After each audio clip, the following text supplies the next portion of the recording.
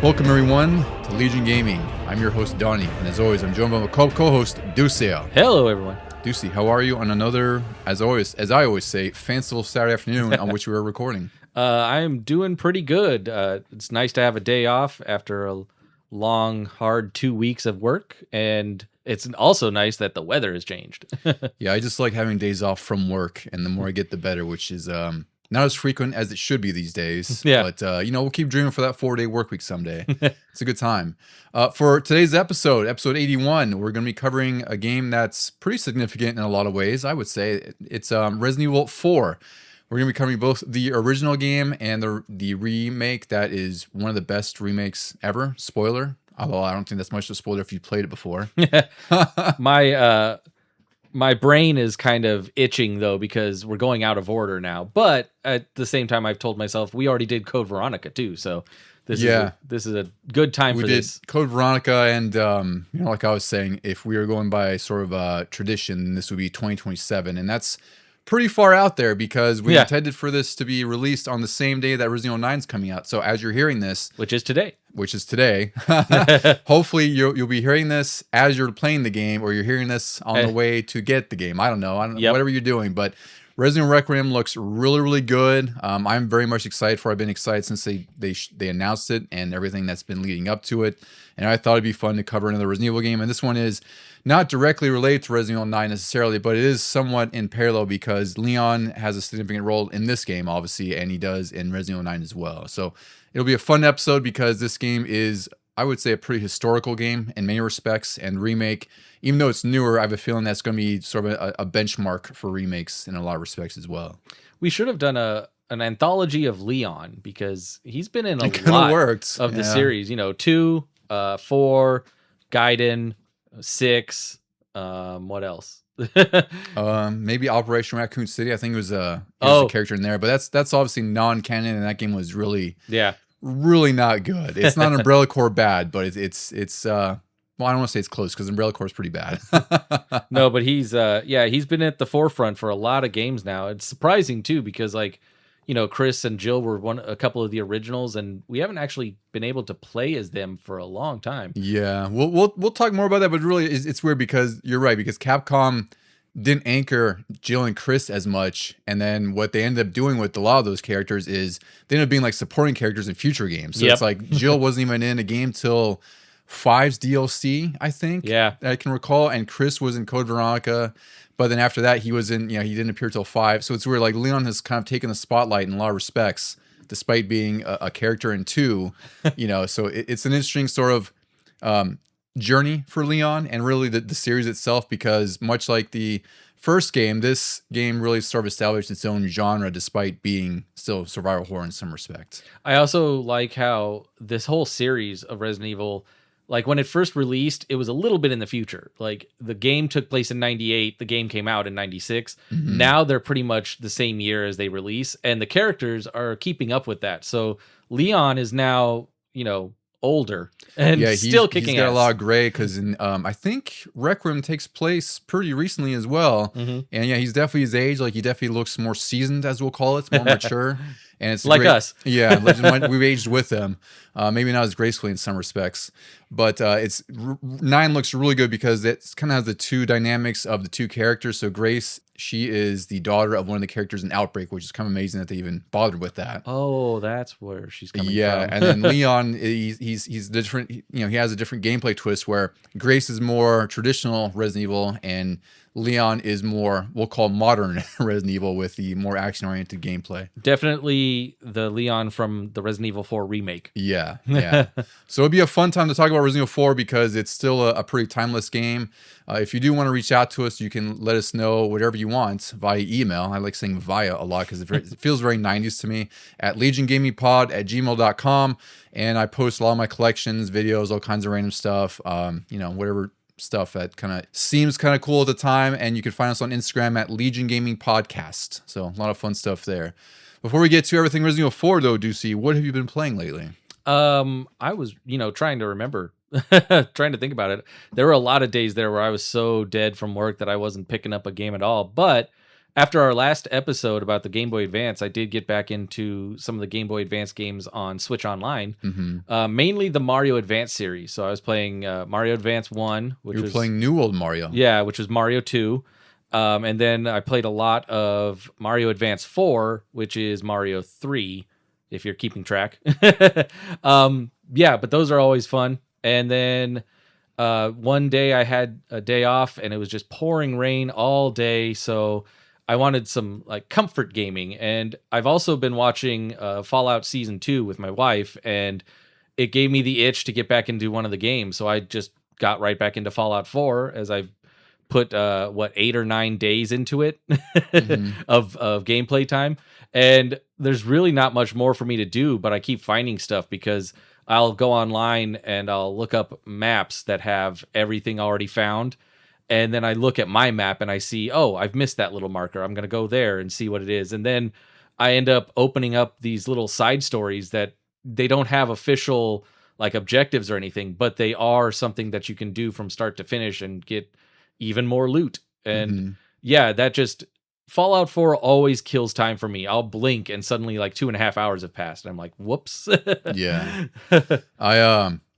It's too bad you don't have a PC, because I think you would love the PC mods and everything else that people add to the PC version of Fallout 4. I want to play the Fallout London so badly. Oh, yeah. You know, I need to get that myself because I forgot that was the thing as well, because I meant to get that and it finally released.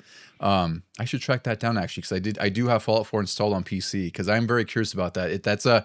It's a fan-made game that is its own game. That's it's really just a total conversion mod for Fallout 4. Yeah, and I don't know the story of it, but it takes place in London, and apparently it's just a really well done, very robust fan-made game, which is always incredible. I mean, from the trailers, it looks like it could have been officially published. Like, they have all new missions and all new locations. Even if they built it on top of the old map or whatever, it looks very much like London. It looks like a brand new game, which is I'm always amazed at what modders can do and what all these ROM hacks and fan games. It's really incredible, because obviously this is not easy stuff. It's a time investment. All of these people are doing it more often than not for free, because you can't really sell a mod or anything like that in most cases. And especially with it's all modern graphics. It looks like Fallout 4, but in London. Like, it's not, and I'm not saying that these are easier to make, but it's not some sort of pixel game like a flashback of an 8-bit or something. It depends there. It's a different workflow, because it's 3D modeling is probably, I would say, easier than hand drawing sprites or whatever process they use. But yeah, it's a different thing when you're using like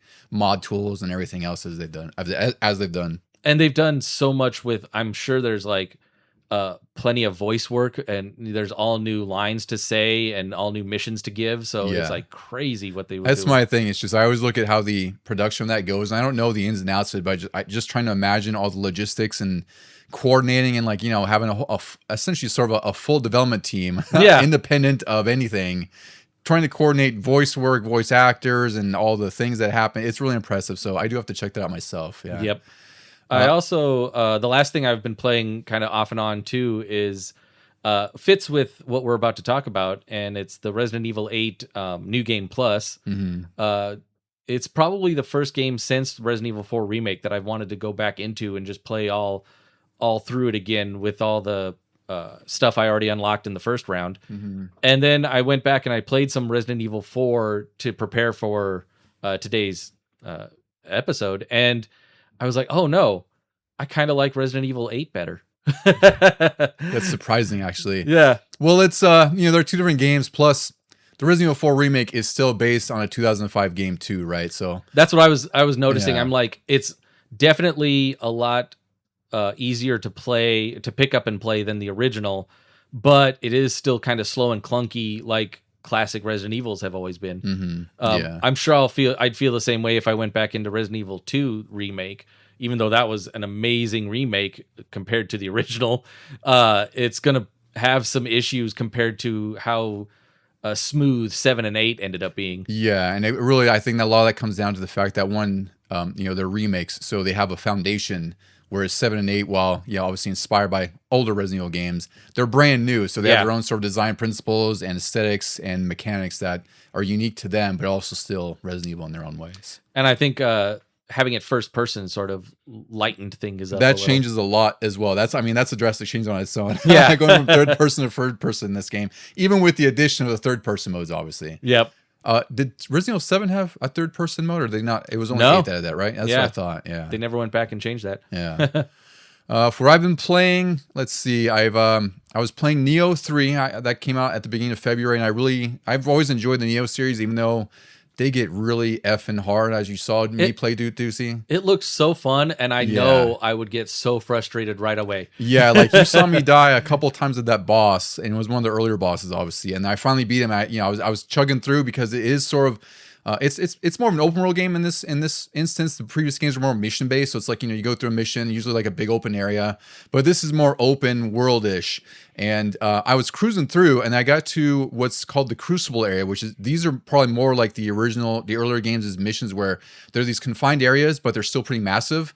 But the thing in here is that the enemies are more dangerous, as if they weren't dangerous enough to begin with. Yeah.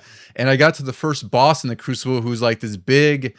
Like, the whole premise of the game, the reason I like Neo so much is because they are Souls-like games, which means they are difficult. You'd have to learn. There's a learning curve for sure. But also, this is sort of the closest proxy I had to Onimusha without being Onimusha, because they take place in like, sort of feudal Japan, or in some instance of Japan's history, but they fold in the yokai and like the demon world, the demon realm kind of invading Japan in a sense. So that's what Neo essentially is in a nutshell. So this Crucible area is sort of like this mass concentration of demon energy. And I got to the boss, who's like this giant ghoul enemy with 2 snake hands that are kind of crazy, one to fire and ice. And I was just getting thrashed beyond belief. So that's been on pause since then, because the other game that absolutely hooked me that released shortly after it was Romeo is a Dead Man. This is a Suda51 game, and that's the director of the game. His name's Suda51. That's his nickname. And it's developed by Grasshopper Manufacture. So they've done all these really wild games like No More Heroes, Killer's Dead, Shadows of the Dam, like these really... They feel like early 2000s games because they're kind of rigid in their design in that sense, but they're so story first and like just really out there, and like everything is just like a wild trip. And Romeo is a Dead Man is on that same sort of wavelength, where you play as this guy who he has his girlfriend named Juliet, so it's also sort of a twist on Romeo and Juliet. Nice. Obviously, right? So basically what happens is your grandfather collapses space-time with one of his experiments, and it turns out that Juliet is sort of like this multiversal being, sort of goddess that you have to go find, because the idea is like you're dead, like you've been killed because of this sort of space-time collapse, and then you're revived, you're turned into, you have like these cyborg parts, like your cyborg arm and cyborg helmets, and then you're recruited by the space-time FBI, and your intent is to go across space-time to defeat these space-time fugitives. One of them's like a guy who harvests organs on the black market across time. Another is a guy who runs a cult across different time periods. So this game is just insane, over the top. It's kind of like Twin Peaks on acid with a little bit of like Evil Dead. Do they try to incorporate these bad guys into like the history of the world, where like, oh, Jack the Ripper was never explained, and it turns out it's like one of these time travelers? It's not that direct. I don't know if maybe they're inspired by some of those sort of historical persons. I'm not totally sure, but the story is just... It's a wild ride the whole time. Like there's this also sort of subspace instance that you go, that's you're sort of loose, you're tied between different areas of the level you're in, and then they're all pixelized. Like there's this pixelated TV guy who's just saying like these parables to you and all this crazy stuff, and there's a twist at the end with him as well. But I ended up playing through the whole game. It was a really great time. The last 2 bosses were an effing nightmare, but I beat them. But if you want like really just over the top, crazy, early 2000s, hack and slash kind of game with a crazy space-time story on top of it, great time. I really love this game. I hope a physical version comes out. The last one I'll talk about that I got into previously was one I discovered last week called Under the Island. Oh, I'm almost gonna get that. Yeah. So this is it's an indie game. I came out of nowhere. I really didn't hear anything about it previous to this. I just saw news of it come out this week, and it is a Zelda tribute to its strictest terms. Like, it does not hide the fact that it's been influenced by the older Zelda games. Like, the trees look like straight out Zelda. Your character you play is her name's Naya. She's like this girl with a hockey stick. she even sounds like Link when she swings Oh the yeah. stick, right? And the story here is just, your parents are taking you on a sort of a summer vacation to like this. I don't know if it's like an island where they're doing like some archaeological dig or something like that, and then you fall into like a dungeon after you like hit this or you touch this statue, and that kind of starts your whole journey of discovering what these ancient ruins are. And so far, it's been really great. It's been very Zelda-like in a lot of respects. Like there's always some puzzle that reminds me of Zelda, like pushing blocks or something, or like you might have to match these ice blocks and melt the ones to make sure you match the shape of the of the pattern on the other side. It's really good so far. I'm only like, I don't know, hour and a half in. And there's definitely been some sort of like early head scratcher puzzles. I'm like, how am I supposed to do this? Like I'm supposed to eliminate all these podiums here, and they're all sort of colored, like just kind of matching them like was like bejeweled, like 3 of a kind. Oh yeah. And there's one puzzle where it's like there's 4, and if you match 3 of them, it disappears. So it's like, how do you make all 4 disappear so you can unlock the door? That sounds like old Tetris Attack. It is kind of like that. Yeah. So it's really cool so far. I'm definitely going to get sucked more into it because it's just like the sprite work is just so damn charming and so vibrant, and it really does feel like they wanted to make their own Zelda game, and they've done a pretty good job with it so far. Yeah, I was going through the eShop on Nintendo after you sent me that trailer, and I put that on my wish list. I think it's on sale too. For a couple more days. Yeah, I think it's one of those early release kind of discounts, Yeah. like Guns of Fury had back then, where it's like if you buy it within the first couple weeks, wherever whatever timeline it is, you get it for $17. I think it was like 16 or $17 when I got it. I want to get that because it has classic Zelda vibes. I also want to look into Big Hops because that has more modern Zelda vibes. Like, yeah, that looked really awesome too. You're a frog, but it plays kind of like Breath of the Wild. Mm-hmm. And then there was that other one you just sent me.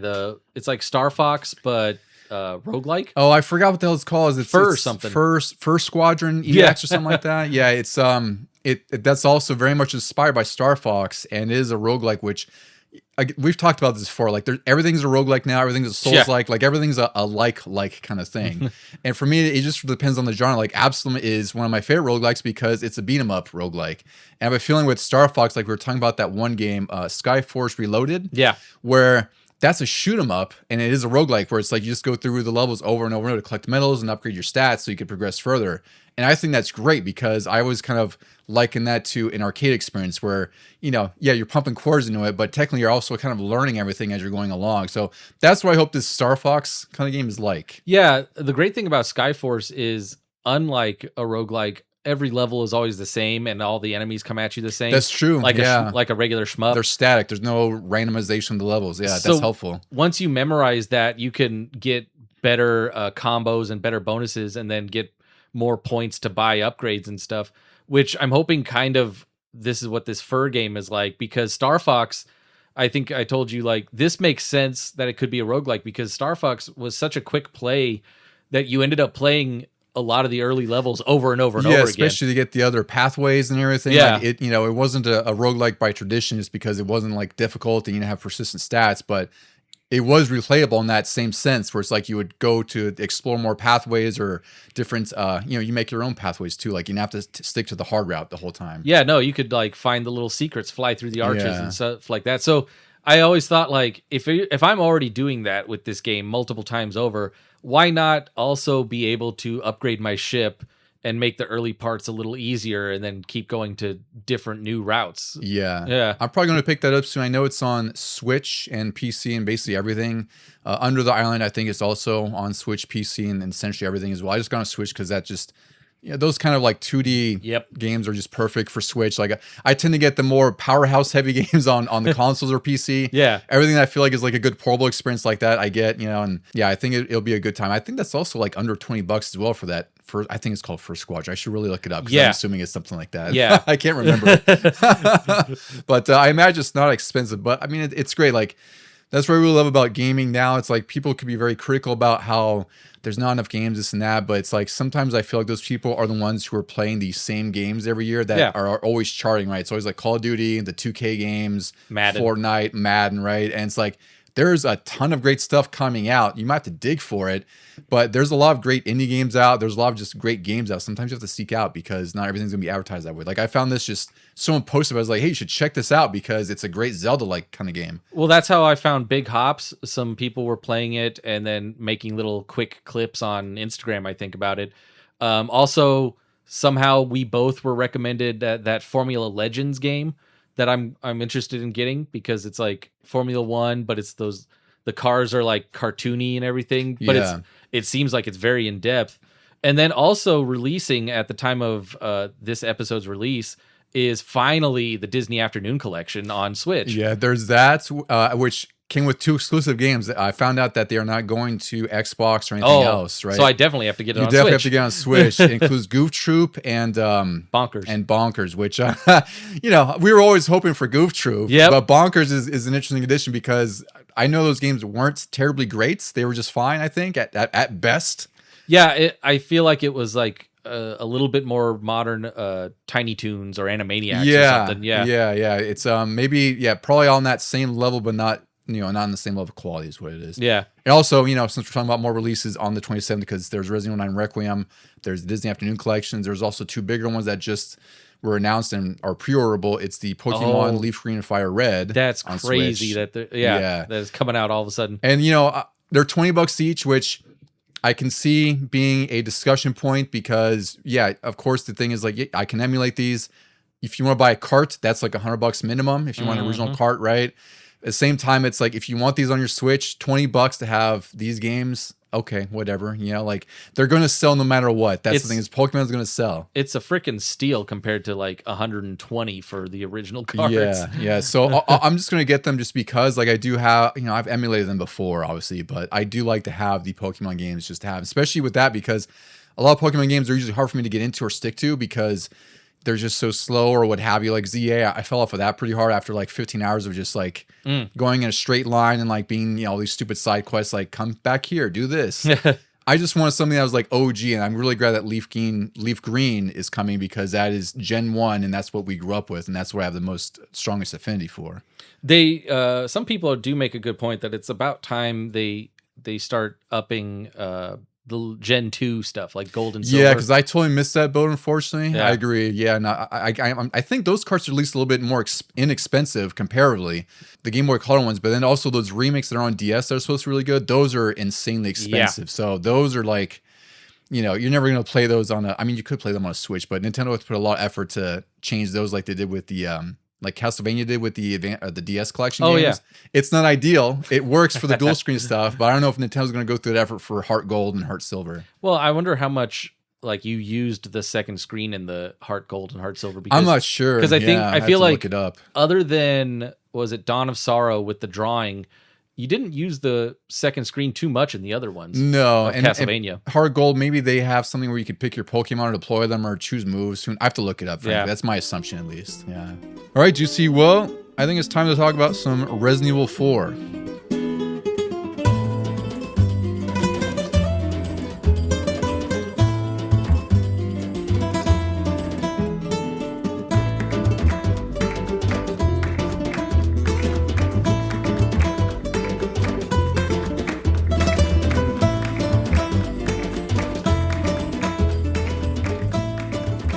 We are here to talk about one of the, I don't think this is blowing things out of proportion, but this is obviously one of the most influential, one of the most impactful games of the early 2000s, and easily one of the best games ever made, which is a pretty bold thing to say, but I don't think, you just look at the stats of Resident Evil 4, I don't think that's too far of a big claim. I think what makes it even more impressive is that it's the 4th game, or technically 5th, of an established series that had already settled in a way, and when you said the name Resident Evil, you knew what to expect, and then all of a sudden this like not only turned that series on its head, but then like you said, it influenced other games with the over-the-shoulder way of doing things and just all this extra stuff that other games took from. Like, yeah, and it's we'll kind of organically dive into this and talk about like its influences and everything, or it's how it influenced other things. But it's pretty incredible that the Resident Evil series really has 2 games that influence an entire genre, right? Because the first Resident Evil game survival horror existed before there was like Alone in the Dark, and you can argue that maybe did it first, but also Alone in the Dark is much older at this point. Like it was 1993 versus 96 for Resident Evil 1. Even Sweet Home before that. Sweet Home before that, but Resident Evil 1 really defined and sort of laid the foundational blueprints of survival horror, especially at that point in 96. This is how you do it, like, more approachable. Yeah, like they kind of refined certain things. It was still 90s clunky. It's still kind of crude in a lot of ways, but they're better than what the predecessors of the genre were doing. And then Resident Evil 4, which, by the way, for release here, came out January 11th, 2005 on the GameCube. The PS2 version was out October 25th, 2005. And, of course, it was ported everywhere. And, of course, we're going to talk about the remake, too. But in relation to that, like, then you go to Resident Evil 4, where I think we kind of have to give like a prehistory of what was leading up to Resident Evil 4 as well, because Resident Evil does have a history before this, and it took a lot to get to Resident Evil 4, and especially with the game that we finally got. This is one of those bizarre instances where it took like, I think they had like 4 different iterations before they landed on the final version. And it's kind of crazy when I think about that, because nowadays with game development, it's really hard to justify a long development time because trends change so quickly. And in this instance, this game could have been canceled now. Like if this was being produced today, they're like, look, you tried 3 or 4 times. Well, yeah, like think about the games that we're still waiting for. Grand Theft Auto 6. Yeah, 13 years later. I don't think it's gone through 4 different iterations. I think it's just taking that long to make a Grand Theft Auto that we already know. But yeah, it's crazy how many times Resident Evil has done this. Even when we talked about 2, and how there's a 1.5 version. There's like... That's also true. Yeah, it's a good parallel. The Resident Evil 4, there's like a 4.1, a 4.2. Yeah, 4.25 or something. Who knows? Yeah.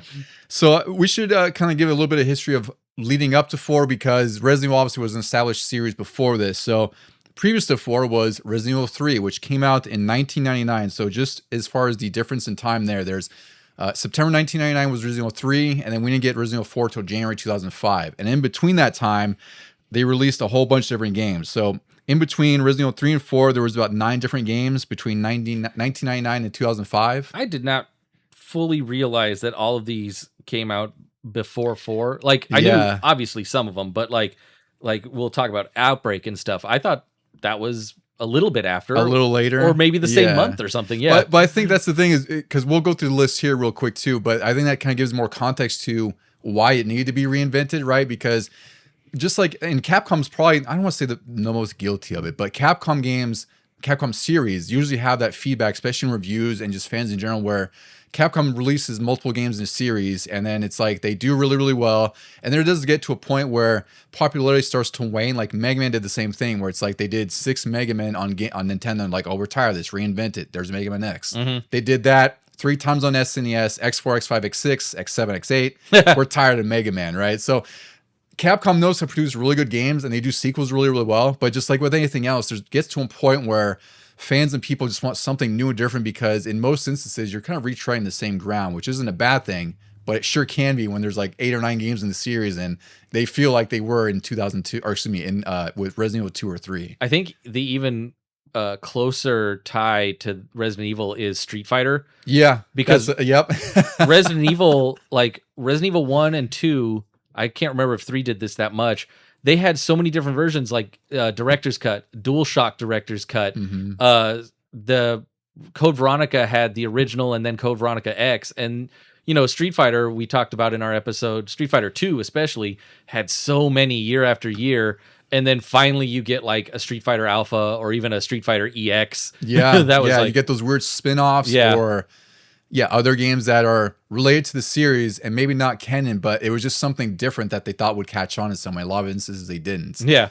So with these games, so after Resident Evil 3, we had Resident Evil Survivor, which was that first-person light gun shooter. Yeah. Which in the US isn't even a light gun game anymore because, you know, of Columbine. They took out light gun compatibility with that. So it was really just with a controller. So that game was a stinker in a lot of regards. There was Resident Evil Code Veronica, which is one of my favorites. That was released in 2000 with Code Veronica X in 2001. Resident Evil this is I don't really count this, but I'm including it because it's a release. There's Resident Evil Survivor 2 Code Veronica, which is this is the second in the light gun series of that was only in Japan. It's like an arcade light gun game, and somehow worse than the first. and worse than the first. And it was released by Namco, which is an interesting collaboration between the two. Resident Evil Gaiden, this is a Game Boy Color game that was a really bite-sized, different adventure that had some cool ideas. Maybe it wasn't the best game, but really cool Game Boy Color game where you're on this ship, or you play as Barry. The battles are cool because it goes to this first-person perspective minigame where... And then it's like a rhythm timing Yeah, game. because you have like this bar going back and forth, and you have to hit A on the sweet spot to take a shot, and the zombies are shambling towards you, which is kind of crazy.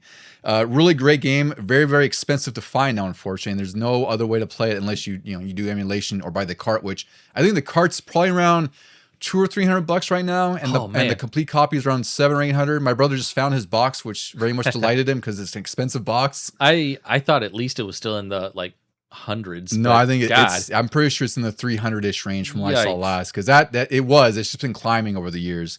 So that was 2001 for Resident Evil Gaiden, and of course one of the big ones that we love is Resident Evil Remake. That was 2002 on the GameCube. Resident Evil Zero, Resident Evil Dead Aim, which... I'm going to say, like, the reason that we have the next ones you're about to say is because of Remake and Zero. Like, the Resident Evil series now shifted to GameCube exclusivity for the mainline games. And then Sony and them were like, but we still have a good relationship with you. Can you still give us some Resident Evils? Yeah, we were the House of Resident Evil, by the way. Yeah, and so now you get these other ones that you're going to mention. Yeah, so there's Resident Evil Dead Aim, which I rented this when I worked at Hollywood Video. I've been trying to find a copy. I just don't see it often. It's not expensive, but this game is really cool, even though it's not a good Resident Evil game, where it's kind of like Resident Evil Gaiden, but in 3D, where it's like you're playing as some guy, I forgot his name. He's totally not related to the main story, I don't think. And you're on this, I think it's like a cruise ship with an outbreak happening. And the twist here is that, like, when you go into combat, it goes to like a first-person screen, and you can use your gun con too, like your light gun on PS2. Cool idea and gimmick, not necessarily like a great Resident Evil game, but I enjoyed it for what it was. Then there's the two online games that probably didn't do well in the US because PS2 Online was pretty not great. Really, the console gaming was still sort of in its infancy at this time, because it was really Xbox Live was the number one for good reason. It seemed very complicated, like setup compared to Xbox, the original. Yeah, and the lag wasn't good. It just wasn't a very good network, and it definitely felt like it wasn't planned very well. So they had Resident Evil Outbreak, and they had Resident Evil Outbreak File number 2. So that's why I'm really shocked that Resident Evil 9 has some relation to Outbreak, because I think Grace 9, she's a daughter of one of the other reporters in Outbreak who passes away at some point after Outbreak, which is why Grace goes back to Raccoon City to go investigate something involving her mother's death or something like that. Yeah, I can't fully recall. And then those are all up until 2004, and then we finally get to Resident Evil 4 in 2005. So when you look at that sort of slate of releases before Resident Evil 4, there's not a whole lot of differentiation between the games because they're still rooted in old Resident Evil Survivor horror. So it's one of those instances where these were selling, but definitely there was a point, especially with reviews and just sort of general, I think, fan reception was like, look, we love this. Outside Resident Evil Remake and Zero, like, we're getting kind of tired of all these side games that really are doing the same thing over and over and over. Yeah, I think what helped my perspective is that I didn't pay attention to the ones on PlayStation. Yeah. Once they went to GameCube, I loved the remake of 1, and 0 was pretty fun too, like looked great. Mm-hmm. And so that's all. And then all these years passed where I was like, okay, I'm still playing Remake and 0 up until 4 came out. But when you look at this list, you're like, oh, 4 was needed. Like this shakeup of how things are done was needed. Yeah, and you also have to consider too is that the PS2 at this point, it's 4 years in. There's been a ton of amazing games already, like Metal Gear Solid 3, Metal Gear Solid 2 are out. GTA 3 was already making a big mark. So Resident Evil really needed to evolve because it would have been left behind pretty quickly if it had released another, sort of tank control, survival horror kind of game. Like I think there is still some tank controls in this one. There are, but I mean, like, more, with the pacing and everything, like, and the fixed cameras. Yeah, and the fixed cameras. Like, it just, the way gaming had evolved since the early PS1 days and like where Resident Evil kind of found its roots. I don't know if they had done another game, if it would have survived this, if the series would have survived. So I think 4 was definitely one of those breaking points, make or break for Resident Evil. And as a note, in the midst of all of this, between 1999 and 2005, they did manage to release 2 Resident Evil movies in the middle of all that. Between Resident Evil 3 and an actual successor to 3 with Resident Evil 4, there's all these games that came out and 2 movies, and we still don't have like an official Resident Evil 4 game that was continuing the main story. I think they could have been okay with doing some things the old-fashioned way because this was going to have Leon in it. Yeah. I think people were really tired of all these other side characters, which I was always fine with. I'm like, sure, tell these other stories because now we're going to get 9 from it. They may have been underdeveloped, right? Which, I'm sure they were different teams, different budgets. Like they're probably they're there for a reason. They're spin-offs and side stories for a reason. But I still think it's great that they exist in some way. Like I wish I could have gotten more in Outbreak, but it's such an online heavy game and the single player AI apparently was terrible. So it's one of those games where you really need to have an online experience. And back then, like, good luck finding 3 or 4 friends who had PS2 online availability because you need the broadband adapter and all these other stuff to make it happen. I'm surprised they really haven't re-released these now with the ease of access to online. I would bet if I looked it up, I guarantee you someone has like some fan servers up. Yeah. There's some small community of Outbreak players that are still playing today. But yeah, it's a shame that we didn't get to see more of this, or at least there's, I wish they had done something where at least they took some of the story. At least I hope in 9 they talk about the Outbreak stories in some way and like how they relate, because I feel like you have to give context, because I would imagine the vast majority of people haven't played the Outbreak file games. I think an Outbreak, you could have a whole team of up to 4, right? I believe so. At least 2, if not 4. I can't fully recall. I mean, that by itself is ahead of its time, because when you think about how 5 and 6 were co-op heavy, we need something like Outbreak again.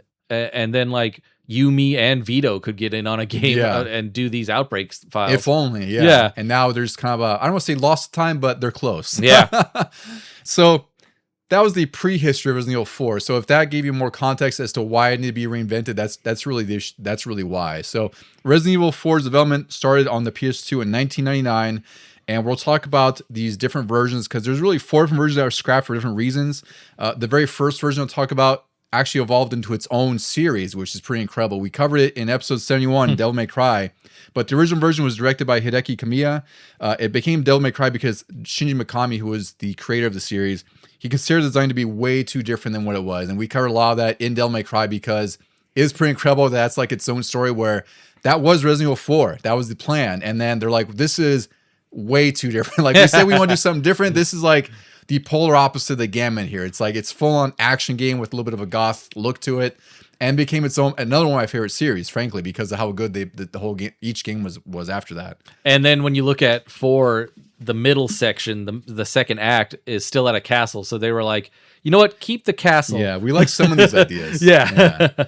The next version we'll talk about is what's called the Fog version. This was when development was restarted in 2001 with announcement in November 2002. So this is significant to me because at this point, like you said, do you see a lot of the Resident Evil games and some Capcom games are becoming GameCube exclusives?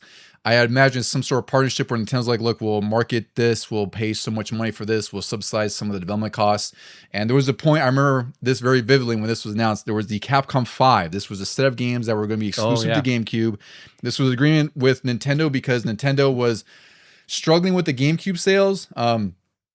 I mean, it's kind of hard because the GameCube is one of those systems where in some respects it considered a failure, but it's not as big of a failure as the Wii U. Just like they consider the N64 a failure, because I think it's just when you measure up to like the Super Nintendo and Nintendo, maybe those are considered failures because they just didn't catch on and they weren't significant like the PS1 was. Or yeah, when you measure it up to its competition, like nothing's going to beat the PS2. Yeah. Even if Xbox was a really good up-and-comer. Yeah. Like, PS2 was just insane, and then GameCube just happened to be up against that. Yeah, and that's also the instance, too. Yeah, it was against the Xbox and PS2, and this was really when GameCube, or when Nintendo, I should say, they really wrangled up more third-party publishers, because I think that was a big issue on the Nintendo 64, was that they had a lot of great first-party games and second-party with, like, Rare and, other developers that were close to them, but their third-party games were really not the best. Well, yeah, either had bad ports or just bad games. They didn't want those darn carts. Exactly. But it did give us another generation of games like Super Nintendo and Sega, where the games were very different.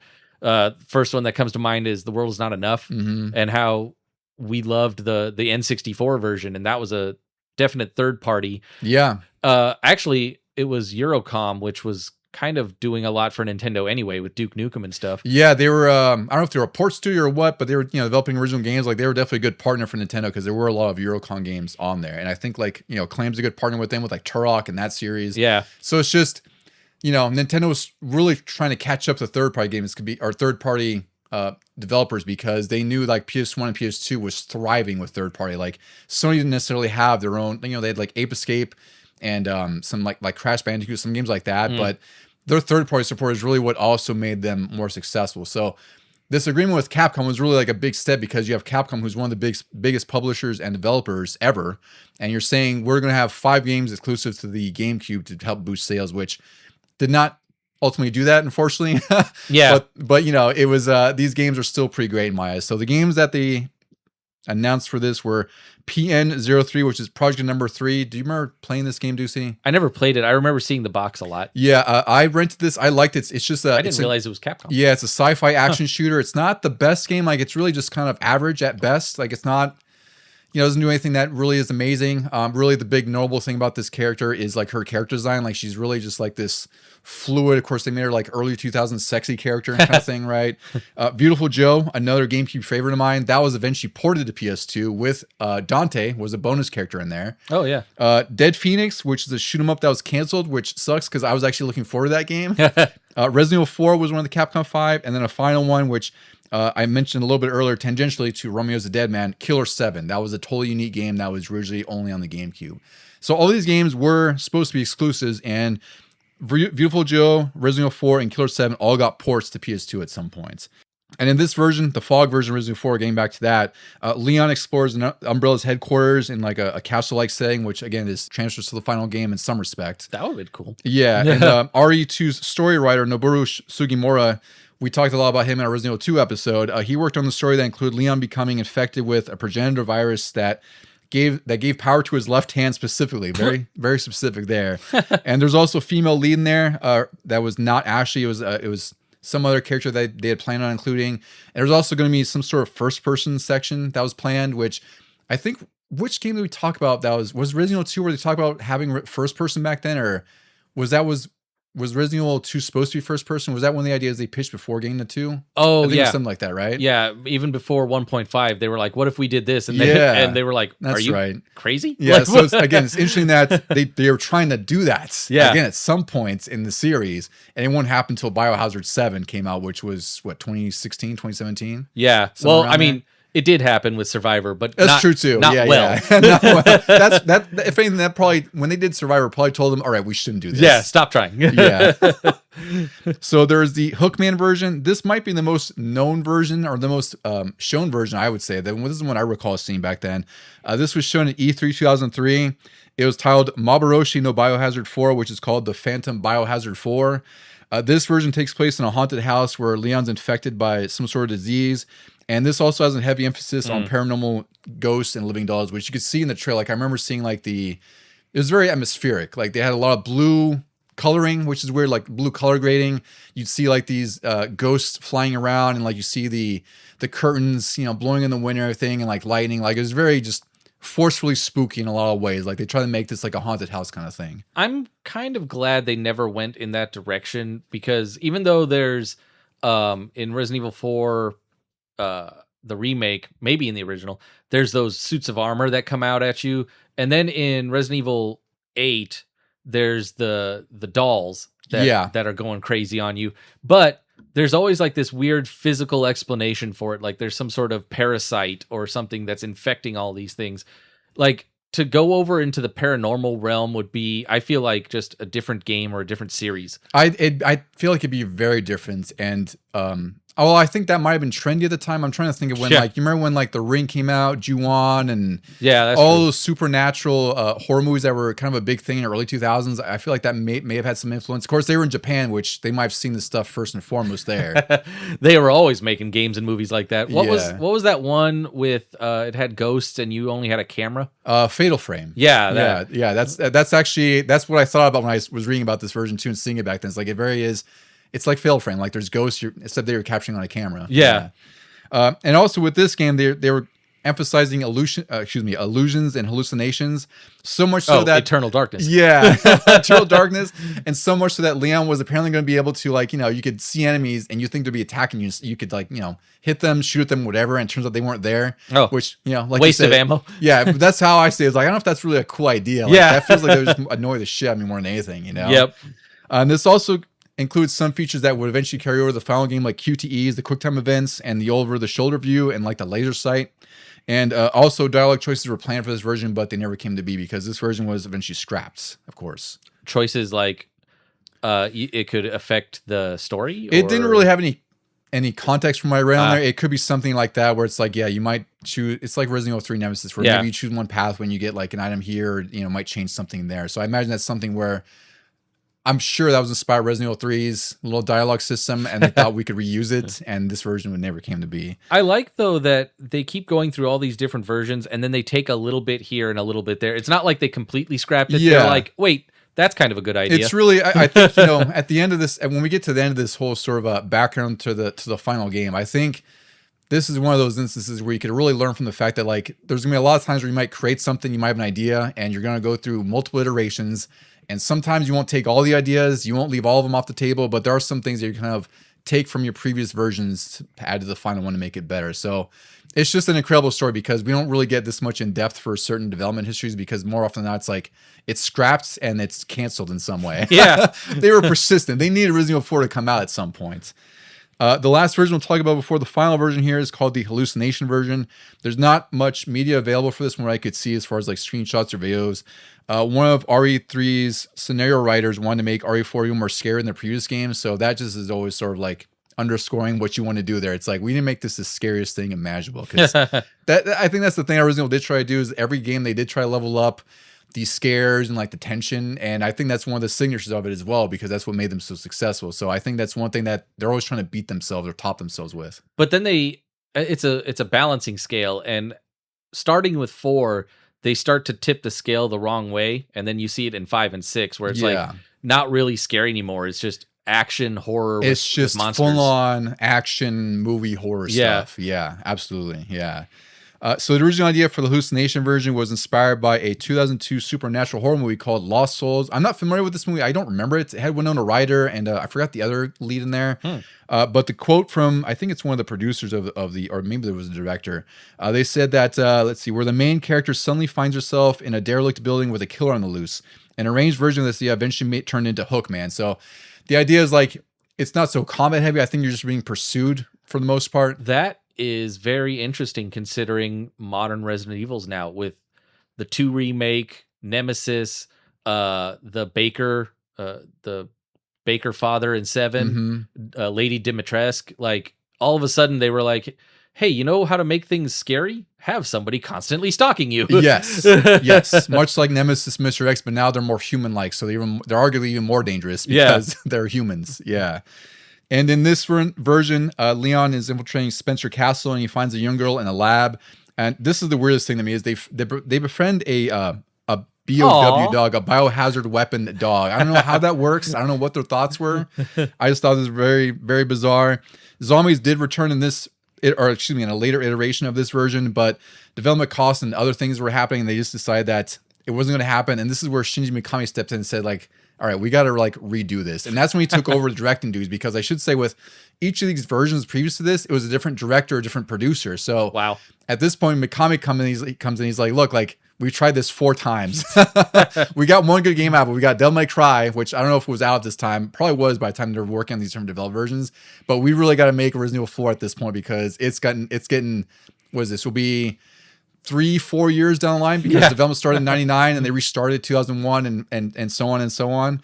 And then eventually the story of the progenitor virus was eventually covered in Resident Evil 5, and the Spencer State became a setting for Resident Evil 5's DLC, which was Lost in Nightmares, which I do remember playing. I don't remember much of it. I just remember playing on 360 way back. Yeah, I can't remember if I ever did after. I know the story, though. I've seen, I think, clips on YouTube of gameplay, and it's got a cool fight with Chris, Jill, and Wesker. Yeah, I vaguely recall that, because I just played it so long ago that I should replay through it again, because I just haven't touched Resident Evil 5 in probably a decade. I don't know. But it's, again, like you said, Ducey, it's interesting that some things that they developed throughout these versions did carry over to other games, or at least they kept some of those ideas in their back pocket to say we could use these later at some point. And this is the case with progenitor virus, where it eventually became a big thing in Resident Evil 5. I think it helped that QTEs, it was a couple versions before, but all of a sudden then they hit it big in games everywhere. Yeah. So it they was were a like, big thing. let's back throw then. that in there. Yeah. And I always go back to me, like, I feel like the earliest instance of that was Shenmue on Dreamcast. Oh, yeah. Big thing on QTEs. And then it felt like after that, every game had them. It was Yeah. such a big thing for like cutscenes, and God of War was notorious for having them. It was really crazy how that was a thing, and eventually just people got sick of it at a certain point, which is fair because it was really freaking annoying in some games. Especially in 4, we can talk about it when Yep. we start talking about the game, Exactly. where like you got some insta-death in there, and that is annoying as hell. Yeah, you gotta be fast with some of them. Like, we'll get to it, but there's some QTs where it's like, holy crap, like from when they come out of nowhere, Yeah. and you have to mash them pretty fast. It was really kind of shocking. And they randomized them. I don't remember any other games too much that randomized what you had to do. I believe they were pretty static for a reason, because it's like, it was almost like a memory game. So Yeah. this kind of tipped that on its head and said, oh, you're gonna hit square, suck it. You're just gonna be X now or something. Now it's L1. Yeah. Yeah. So finally, we get to the final version. This is the final attempt that would fulfill one of Resident Evil 4's original purpose, which was to massively overhaul and reinvent the entire genre, or excuse me, the series, which also by proxy reinvented the whole genre of action shooters as we know, especially on the horror side. So Mikami thought that Resident Evil 0 was more of the same, which led to the departure for Resident Evil 4. And I think that's fair because 0 is a fun game. That also has one of the most interesting shakeups in the series because of that two-character dynamic and dropping items everywhere, which great idea, but also annoying. It's weird that they said that was more of the same. I know it's because of the camera angles and the zombies, but they did at least try something different with that one. They did. And I think that was the thing is they tried, but at the same time, like at its core, it's still Resident Evil, right? They Like, didn't try enough. Exactly. They didn't try to it's change a as step much. forward, but not like 2 steps forward or something. Yeah. So some of the development team was actually apprehensive about this. And I do remember this too, when Resident Evil 4 was starting to be more shown, especially with the earlier versions. And eventually when they got to the final version, there was a lot of apprehension because people are like, what happened to my Resident Evil? And I think that's a fair thing because change is always rough. But when you have this departure where now Leon's looks more grizzled, it's more action heavy, which is a big thing. Like it looked more than just sort of like, scrambling zombies. It was it's gonna happen again, but in 4, you start seeing scenes of the enemies carrying pitchforks and weapons, and people were like, these aren't zombies. Why are they like talking to me, and why are they like throwing weapons at me? And now in Resident Evil 9, I've heard that like the zombies are back, but they have memories and they have the ability to talk as well. And people are going to be the same way. Like, what the hell are you doing to my zombies? Yeah. But then they see like everything in the trailer, like, okay, well, I'm not so scared about this. It looks freaking awesome. Yeah. Yeah. So Mikami, to kind of quell their fears in some instances, he justified the changes because he said that the story didn't revolve around Umbrella. So that's sort of like his narrative hook saying like, look, I understand your apprehensions about reinventing the series and being in a drastic or going with a drastic departure, but this doesn't revolve so much around Umbrella anymore. So I think that's a fair thing to do. It's like, this is Resident Evil, but now it's like a different kind of Resident Evil where it's like you're pursuing a different kind of villain, a different kind of virus in this instance, or parasite. But it's something that at least I would say like it's fair enough to justify saying like this is why we're doing things differently, because it's not the same story that you know of from the previous games. You know what? I just realized in the entire Resident Evil series, the most unbelievable thing is that Umbrella actually collapsed because of its bad actions. Yeah. Well, no corporation is doing that. This was the 90s, dude. This is when people had hope for things, not True. now where, we have a bunch of corporate lobbying that keeps them afloat. Yeah, you know how much more damage Umbrella would be doing in the series now if they had like the protections? They'd be getting tax subsidies today. Yeah. Like, oh, we're going to cut your taxes and, other things. Yeah. So let's see. Mikami was actually inspired by Onimusha 3 Demon Siege, another one of my favorite series by Capcom, the Onimusha games. So Onimusha 3 was a pretty drastic departure from the original 2 games because this had it did have fixed cameras but had 3D control, and it definitely was a step forward. There's also 3D environments. It wasn't pre-rendered, if I recall. There's still like pre-rendered sections. Like I remember certain animations in the background would probably be pre-rendered, like a waterfall or something like that, right? So it's like it was a mix of like pre-rendered and 3D. So he was inspired by that because of how it sort of changed the formula, which, again, Onimusha was rooted in Resident Evil in some instances too. It's just Resident Evil with samurais is what it is. Yep. But with that, he thought that if you change the camera, it'll change how the game is. And I think that's one of his critiques of Onimusha 3 was like he felt like the camera didn't really lend to make a different gaming experience. And this is where Resident Evil 4's maybe its biggest sort of innovation or biggest change is where, like you mentioned earlier, Ducey, where they changed the camera perspective to be right over the shoulder of Leon. So you have like this third person view, but you're still kind of like looking at his back and you're seeing more of like what his perspective is without being in first person. Which also creates tension because the enemies can flank you. And you can't always see behind you. You hopefully have a good sound system because you can kind of hear when something is behind you or when like a scythe goes whistling past your head. But I think, that actually helped create more survival horror than the old games did.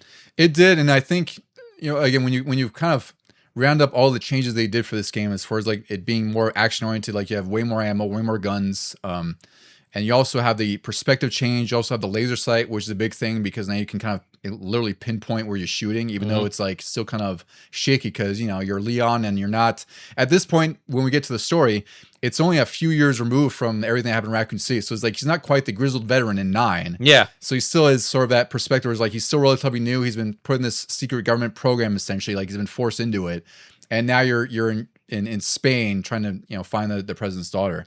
But really all these changes kind of culminate to the enemy designs as well, where I actually think these enemies are more dangerous because they're still human-like, right? So they have those things where it's like they can pursue you. And one of the craziest things in this game is when I first played was when you shoot an enemy like towards at a headshot, they tilt their head out of the way. Yep. Right. So they can react to your shots in different ways. And I think that's what makes this even more dangerous. I think that's the other thing too, is like they're changing from what the horrors of Resident Evil 1 or the earlier games were, because that was rooted in like the fixed camera angles and really just sort of being this, emphasizing the atmosphere to make you more scared and increase the tension. Here it's different because these are still human-like enemies and they behave like humans in some way. And they're all trying to kill you in some way and group around you. They can even coordinate a little and they speak Spanish. So you don't, unless you understand, you might not fully understand, and then all of a sudden they're ganging up behind you. And I feel like this makes more sense for the aiming and everything.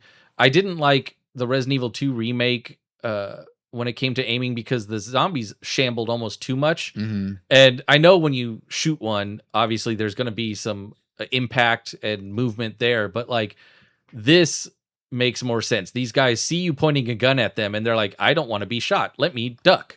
Yeah, like they still have some human sensibility, even though they're infected with a parasite. Like they still can react in certain ways. And yeah, I think that's what really makes it effective with all these changes as well, because it's like they still had to make the game scary in some way. It was also interesting that you could introduce minor stealth aspects where you could sneak up on them and try to stealth take them down with a knife or something. But as soon as one saw you, he would yell out to everybody around. Yeah, and it didn't matter. It wasn't like a specific zombie that would do that. It's just one is literally just flagging everyone else like, hey, he's over here. Yeah. And now you're swarmed by like 6 or 7 enemies, which is a lot. Like in previous games, you might have 6 or 7 zombies in the general area, but it's like by the time they get to you, you've dispatched half of them. Yeah. You know? Yeah, and this one too, because of the way you move, it's still some tank control, stop and shoot. That got dangerous real quick. Yeah. So I'll go through the release dates real quick here before we get to some reviews, quick reviews. Let's see. This was released, like I said, January 11th, 2005 on the GameCube. What's interesting is that this wasn't exclusive, but Halloween 2004, Capcom actually announced that a PS2 version was in the works and that was coming out. That also was going to have an extra scenario called Ada's Separate Ways.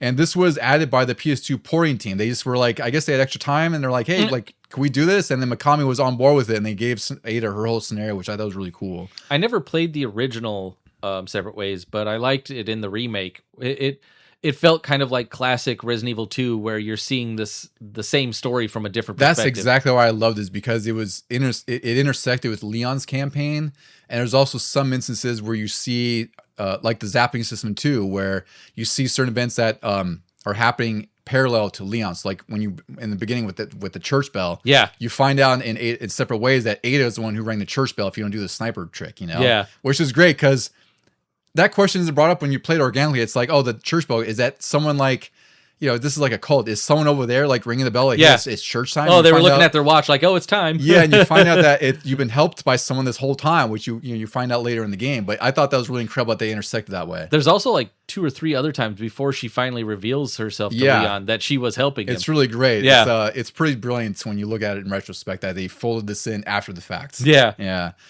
So reviews before we get to the story here real quick. I got a little bit of everything because, we're in the online era at this point. So just in general, like I said, this is really regarded as like one of the best, most influential games of all time.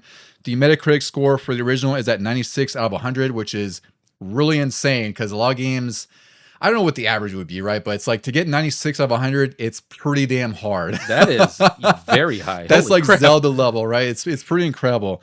GameSpot at the time gave it a 9.6 out of 10. IGN gave it a 9.8. At that point, I'm like, just give it a 10. 9.8, like what's those 2 points? Oh, good to old get there, IGN. right? Yeah, it's kind of fun.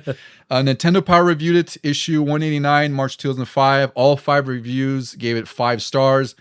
They emphasized that the camera perspective may seem like a small change, but it made a huge difference. Enemies are smarter and can really surprise you on repeat playthrough.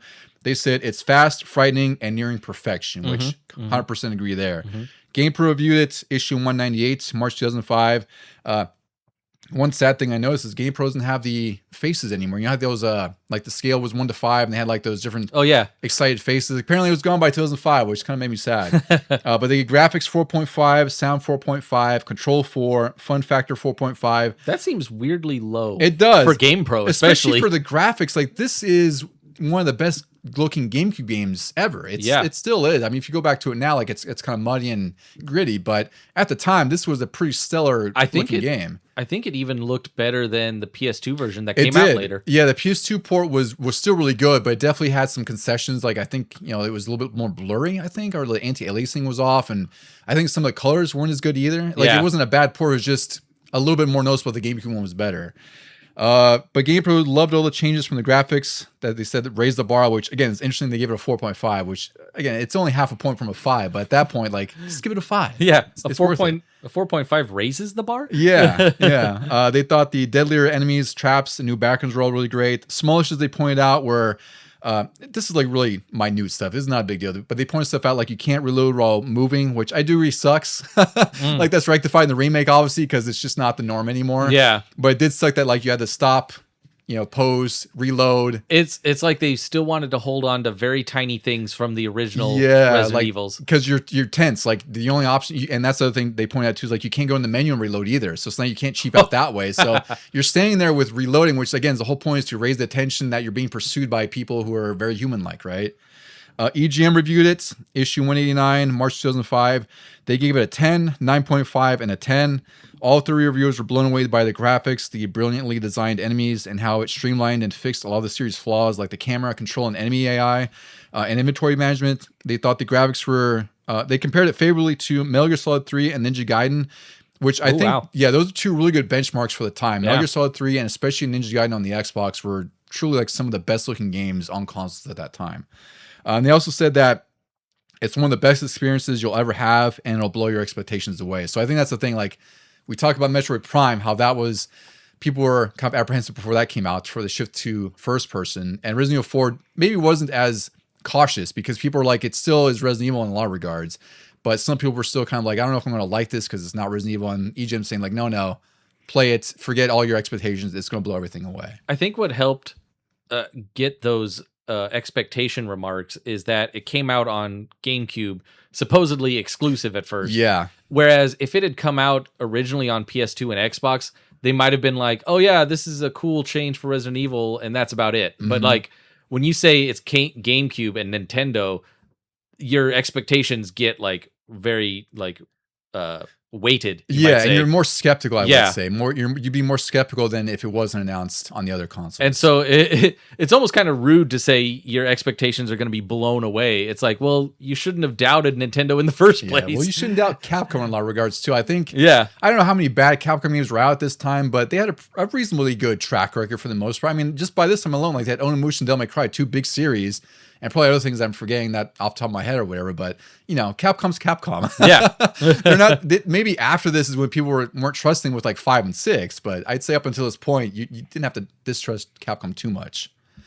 All right, Juicy, we'll get into the story real quick and then we'll get into the bits and pieces of the game that we really liked and all of our memories of it and all that good stuff. So I'll try to be brief here, but Juicy, you can also add context. I know you get in lore more than I do in some of these instances. You probably have reviewed them more recently than I have as well.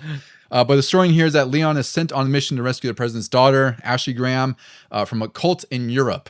So at this point, like we mentioned earlier, Leon has been sort of I guess you could say, forced into this, some sort of special ops team They under never- the president of the government. They don't really say what it is, but he's been sort of heavily pushed and encouraged to join this. Like, he didn't really have much of a choice. Yeah, it's not like the anti-BOW stuff that Chris got into. This is like very close to the president, and it's Yeah. like it's almost Secret Service, but not. It's like Secret Service based on anti-BOW stuff. Yeah, and this does take place, I believe it's about 6 years after Raccoon City, so it's 2004-ish, somewhere around there. So it's also kind of contemporary and ironic that's releasing, it released 2005 and it takes place in 2004. Leon then goes to Europe and he discovers, he goes to like this small village where he might find the daughter, which they've codenamed Baby Eagle, which I thought was kind of fun. Yeah. He discovers that the villagers have pledged their lives to this cult called Los Iluminados, and they've been affected by a parasite called Las Plagas.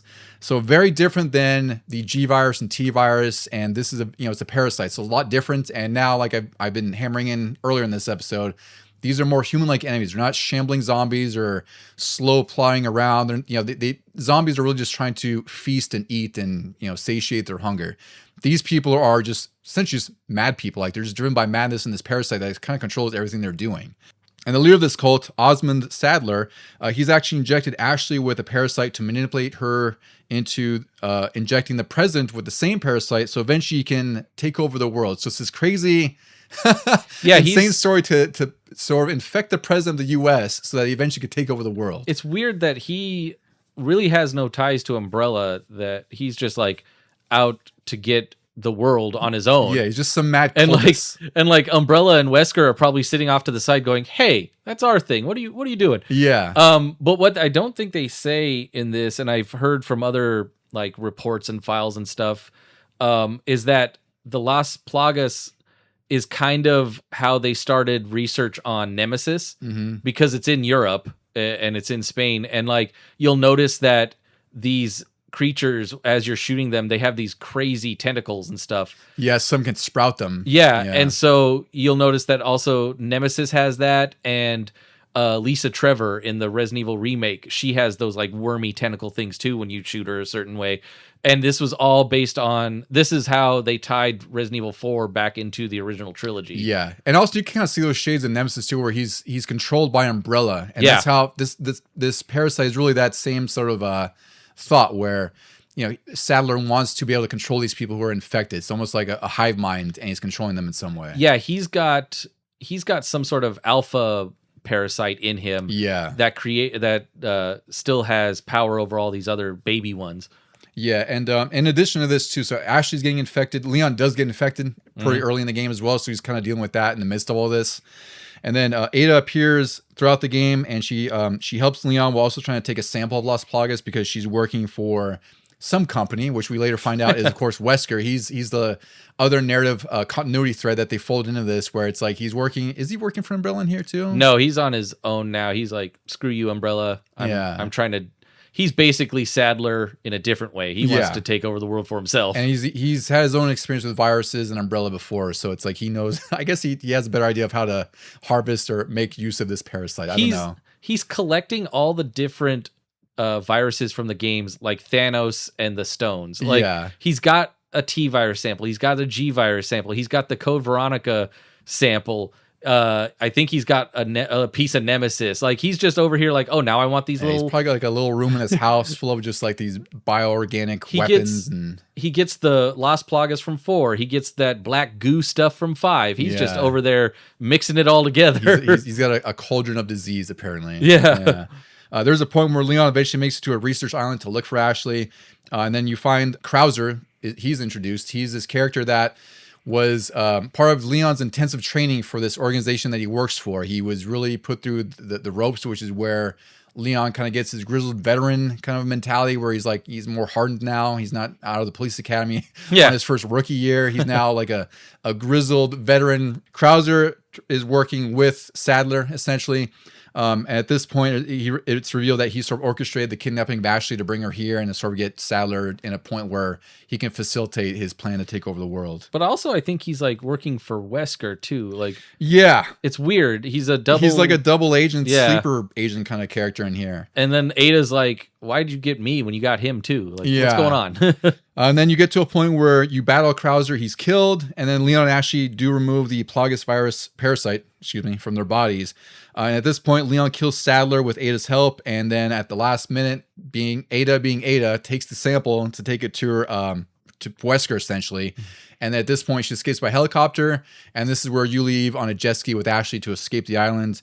And then separate ways, I won't get too far into it, but we kind of talked about it. It's really just sort of this, it's Ada's perspective of the story getting to the end of Resident Evil 4. It's much more condensed. I don't know how long it is on the original PS2 version, but the remake version, I really love it because it was, I think, 7 chapters. It was bigger than I thought it would be. Me too. And it was about 7 or 8 hours. I'd say between 6 and 8 hours, depending on how long you take to get through it. But it's a really great site. So I'm sure, I don't remember much of the original of Separate Ways, but I'm sure the remake is just more well designed because they probably have more time to put into it. I don't know how much time they put for Separate Ways, but I imagine it's just a little bit more fleshed out on the remake. Did the original have all of her like tech upgrades compared? Like, she's very different than Leon. I think she did have her little grapple hook, but I can't remember. It's been because she also has that like scanning eyeball thing. Yeah, she's very tech savvy in this one. She's very gadget heavy, yeah. But her story is really fun to go through, and I definitely encourage you, if you haven't played this for some reason,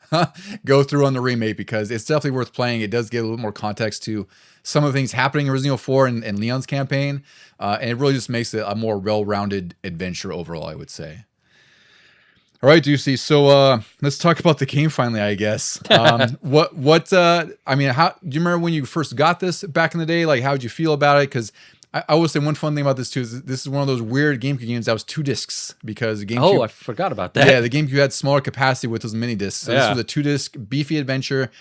This game was definitely the longest Resident Evil, I would say, because wasn't the Resident Evil remake 2 discs because 1 disc was Chris and 1 disc was Jill? The original Resident Evil remake? Yeah. I think it might have been. Yeah. I guess they could check my shelf, but I don't want to shuffle over there right now. Yeah, I totally forgot I forgot about that when you mentioned that they were still doing multi-discs on GameCube. Yeah. It kind of it wasn't as frequent on PS2 at that point. That's kind of fun to think about. But I remember the discs weren't evenly spaced. Like, there wasn't much left when you switched discs on the GameCube Resident Evil 4. Yeah, I will say, like I was saying, this is definitely the longest Resident Evil game at that point. Yeah. Because this game is huge. I think one of the things we can really talk about, we'll talk about here, obviously, is the change in structure of the game where, in the earlier games were just one sort of contiguous thing where it's like you go start in the mansion, you might end up in a lab, or you start in a city, end up in a lab or something like that. Like, it was all sort of connected in some way, even though you had different channels to get to the next section of the game. It was very Metroidvania. Yeah, exactly. Where you sort of, you get the items you need to progress and get to a new area. This is very different where now there's a mission structure and they're all broken up into chapters. I think there's 15 to 18. I can't fully recall. I want to say 15. 15, right? Somewhere around there. At least 15, maybe as much as 18. I can't remember. And they're all, I don't know, maybe an hour long depending on the chapter. So I think they're pretty well paced and spaced out, which, again, going back to the Devil May Cry structure, where they also has a similar mission structure. That was like, we made fun of that too in some instances, where it's like one mission was like a minute long. Yeah, that was weird. Like, you walked out the door, got a key, and open it. It's like mission complete. Yeah. Wait, what? This is different, and I think it's really cool because it kind of it makes the game is much longer. I'd say it's like 18 to 20 hours minimum, which is really beefy for any game in general, especially an action horror game like this. I jacked that playtime up a lot in the remake. Yeah, you did. Yeah. I can't remember how long it took me in the original GameCube version. I'm also trying to think. I'm pretty sure I pre-ordered this and got it day 1, but I don't think I got. I'd have to check my shelf, but I don't think I got it combined with like a player's guide or anything. Oh, my brother, he got the GameStop exclusive tin. He still has that. Nice. It's that big old steelback that wraps around the case. Yeah. Because he was ridiculously excited about this. Like, we all love Resident Evil, but he was like just over the moon excited for Resident Evil 4. And he pre-ordered with his own money. We got it. And the funny thing about Resident Evil 4, the original, is I've actually never beaten the original. I've gotten to the end because my brother and one of my buddies who was over like all the time, they would play this game all the time, over and over, because you can unlock more weapons like the Chicago typewriter and New Game Plus and everything else that was going on, or you could unlock. So it's like I would see the ending like a couple times with them, and there was times where like they would beat it and I would fall asleep at the end. Like, my buddy beat it and I was like, oh shit, I woke up. It's like I missed the ending again. I didn't see it, So it took me until the remake to actually go through from A to B complete. But the original game was really massive, and I think one of the big things too is like, we didn't talk about the merchant, who was a big change of this. Mm-hmm. So in earlier games, right, obviously you would find ammo and supplies all over the area, and it's like it was very limited in some respects. And here now you got this merchant who's just this guy who travels around, with a hood on and everything, and he just says, "What do you buy?"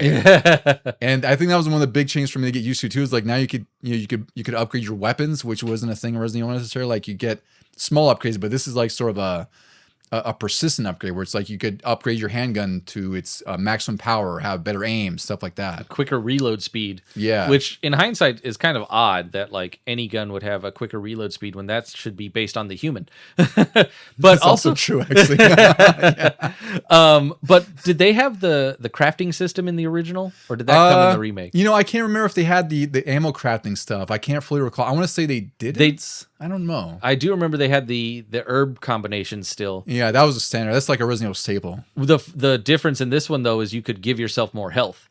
Yeah, that's right. You can increase your health by was it the blue herb you can combine it with? Yellow. Yellow. Yeah, you could combine all 3 herbs and it would give you like a health boost. So that was the thing too. I will say that overall this game was really difficult too. I would say it's one of those games where as you go on it gets easier, but that's also partially because you're learning the game, which is organic, but also you're leveling up your guns and your weaponry, so you have a lot better chance of surviving. Where I think even in that first section, when you get to the village, which you want to tune up some of the horror in this game, like you start off the game where you're pursuing, you're going off to this middle of nowhere shack because one of the police officers is missing, and like this sort of the beginning of you trying to find Ashley. Yeah, you eventually find him in this village, this very tiny village, and he's being burnt alive at the cross, which is one of the most incredible things to see. Yeah. And freaking brutal. I think that's really what set the tone for this game and really told people it's like, this is still Resident Evil. Like, you're still going to see some of the most monstrous things humans can make.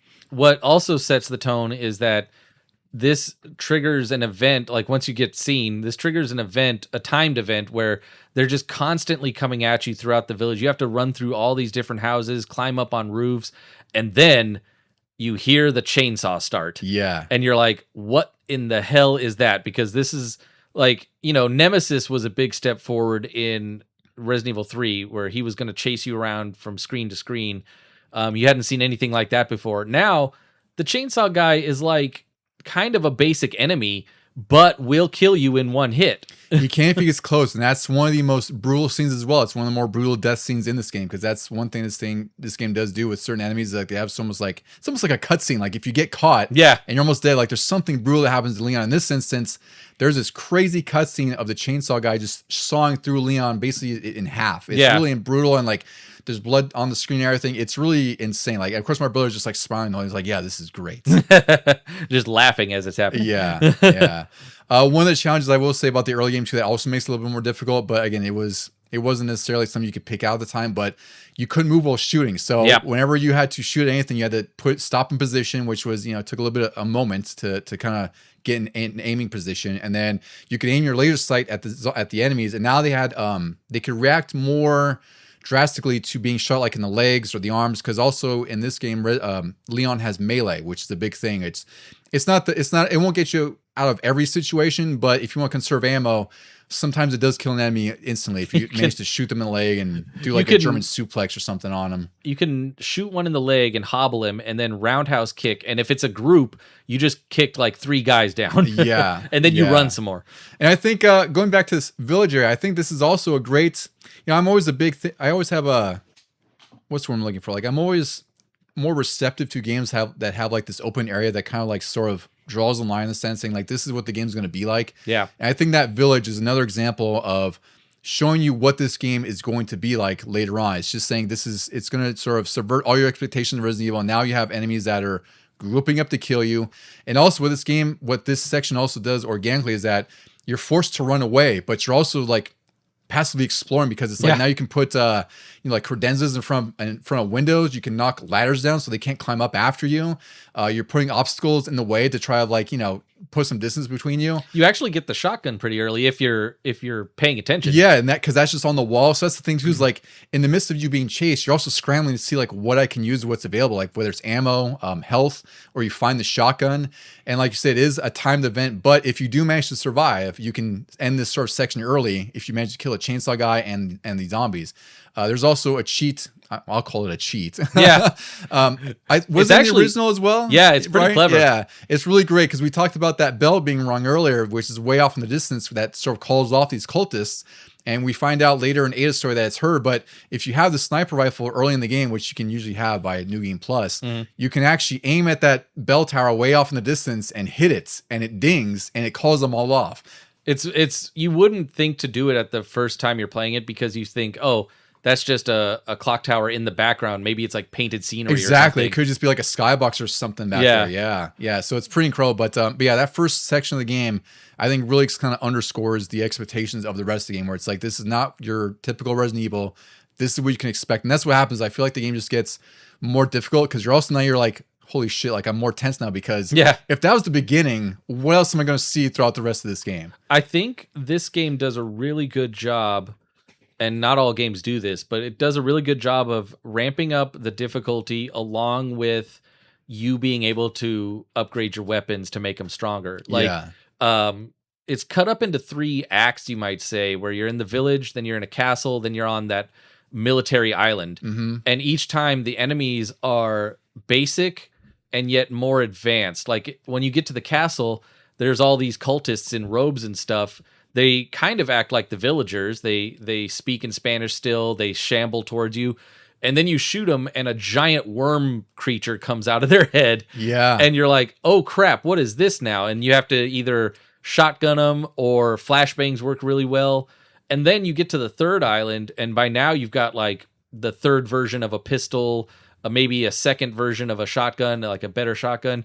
And now they have these like military guys with the parasites in them, but they still have their military training, and they have like crazy better weapons. Some are attacking you with chain guns. Some of them have metal shields, like riot shields that they hide behind. So you have to learn all new ways to take them out, but it never feels like you've gone too far too quick. Like you don't have to go back and grind for like better guns or anything. I do think it's the learning curve is pretty good because, like I said, if you get through that first few chapters, then you can get through the rest of the game, because I really feel like that's the most difficult. Like even that first village can be hard if you're not, because you're so low on ammo. Yeah, you have very little ammo, you have very little resources. The original has a knife, which is more it's the usual Resident Evil utility. The remake introduces the knife in a different way, where you have it has durability, and you can also upgrade it as well. So I upgrade that a lot because that's like when push comes to shove, you have no ammo, nothing else, you have the knife.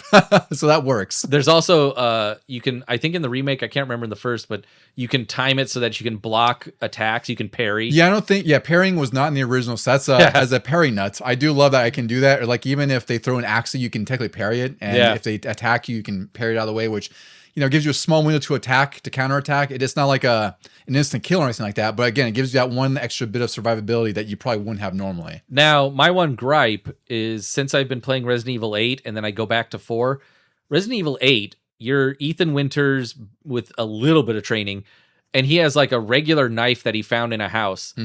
No damage to that because it's not something they wanted to put in the game. But story-wise, it doesn't make sense that you can parry the crap out of everything and just constantly go to town with this knife. Whereas Leon, every time you see the merchant, you better repair your knife. That's what I do. I spend my money. And I one side note about this, I don't know if I mentioned on this podcast before, but you know me, dude. So I'm always sort of sensitive to certain sounds. And it's one of those things where like the jingling of the collecting of the pesetas, the gold coins. Yep.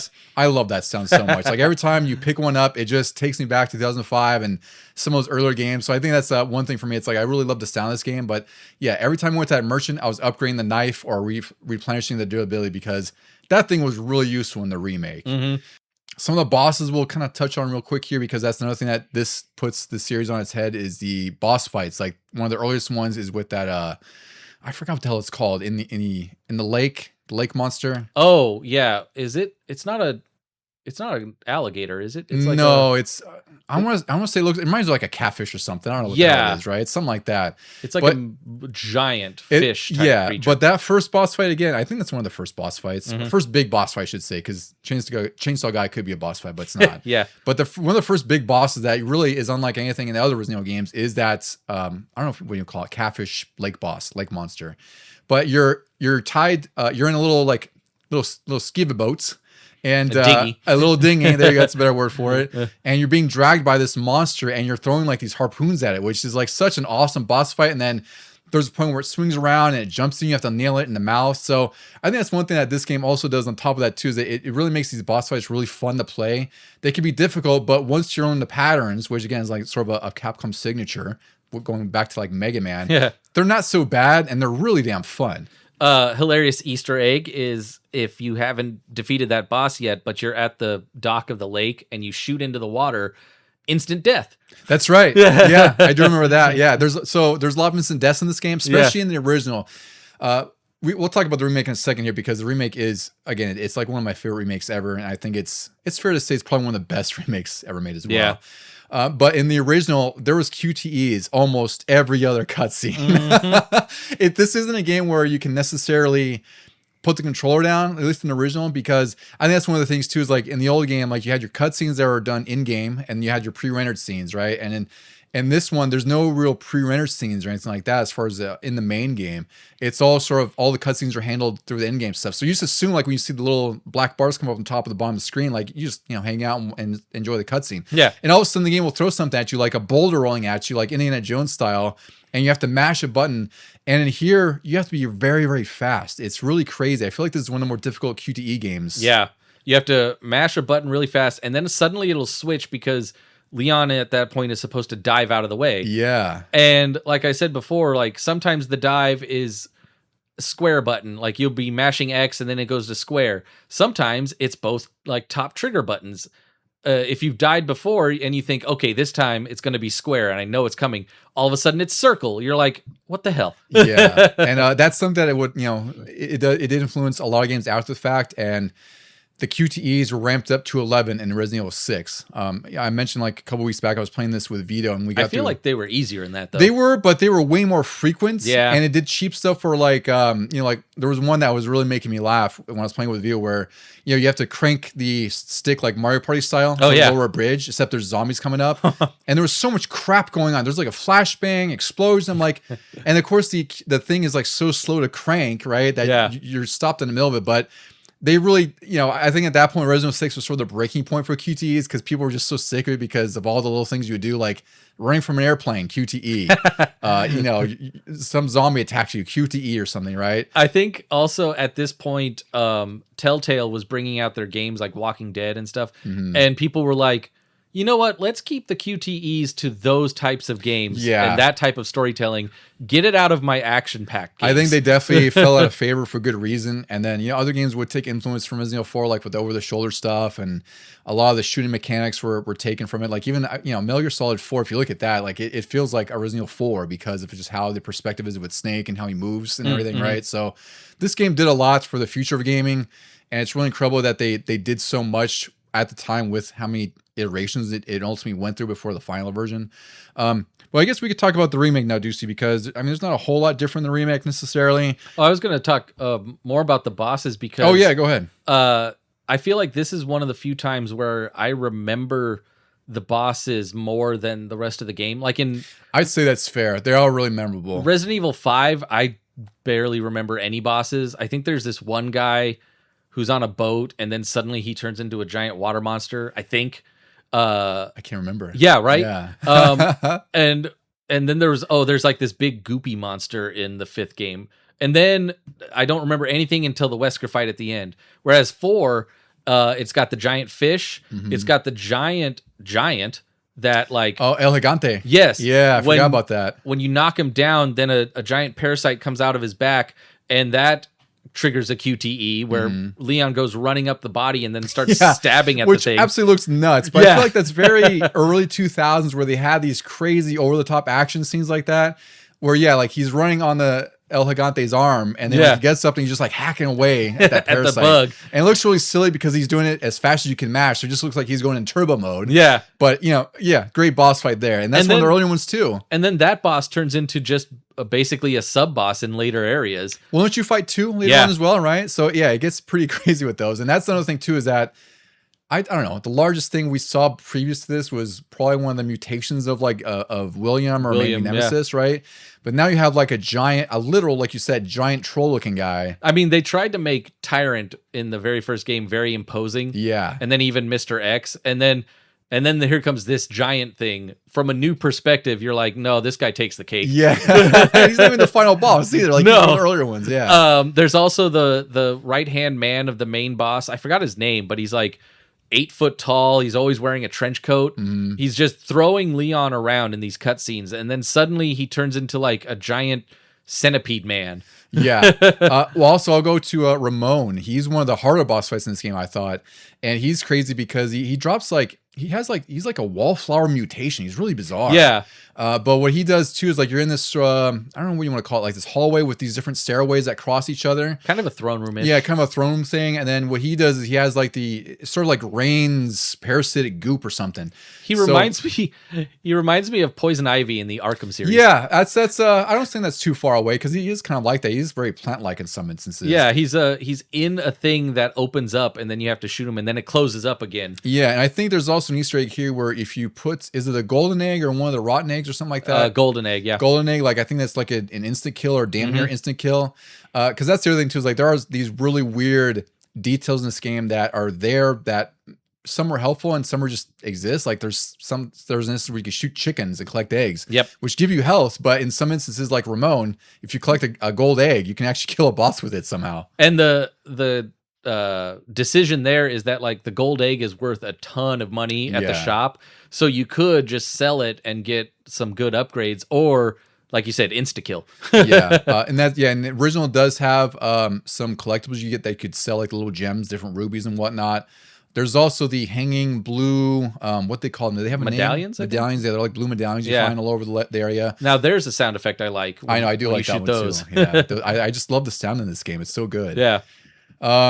Yeah. Okay. Should we talk about the remake now, Deuce? I mean, it's really just that's probably the one I remember the most. I'm sure. Well, because it's most recent too. We've all played within the last couple of years, and we could talk about the VR version too. One of the biggest changes that I forgot happened is in the original. Ramon has a statue.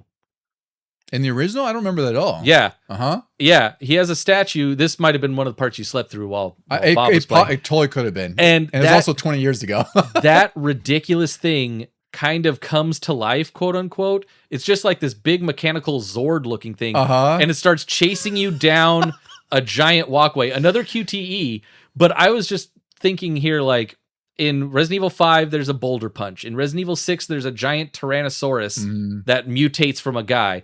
And yet, this is one of the goofiest looking things I've ever seen.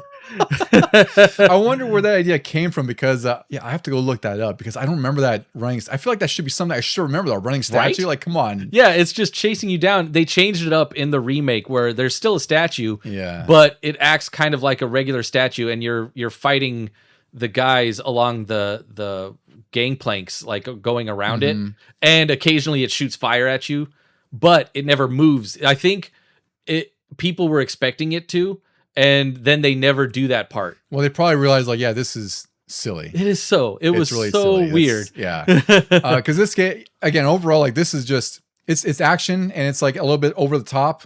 I don't want to say a little bit because a lot of it can be over the top, but it works so well. Like, it's just at this point, like, they've embraced that it's a video game, which is some of my favorite games because that just means that they're not trying to confine themselves to the real world, but they do some really good things knowing it's a video game, right? Yep. Yeah. I guess you could say within reason, it doesn't completely crack your brain. Yeah, exactly. Like, it's still grounded in some reality, but you do have to suspend your belief in some It throws in some anime type things, like, I don't remember if it's in the original, but in the remake, there's that cutscene where the two sisters come at you with chainsaws. Yep. And like Leon does a weird kick backflip off a wall just to avoid them. It's like a flash kick or something. Yeah, and you're like, you could have also just stepped back. Yeah. And it would be great if there was like someone who could make a cutscene where it's just like someone takes 2 steps to the left. Yeah. You know? And waits. Exactly. Just let them stumble. Yeah. All right, you see the remake. This was released in 2023. You and I both greatly anticipated this for good reason. We mentioned this time because we did an episode on Dead Space, and the remake came out just 2 months before this, and that was another incredible remake. Yeah. But this is by far the one we were most looking forward to when it was announced.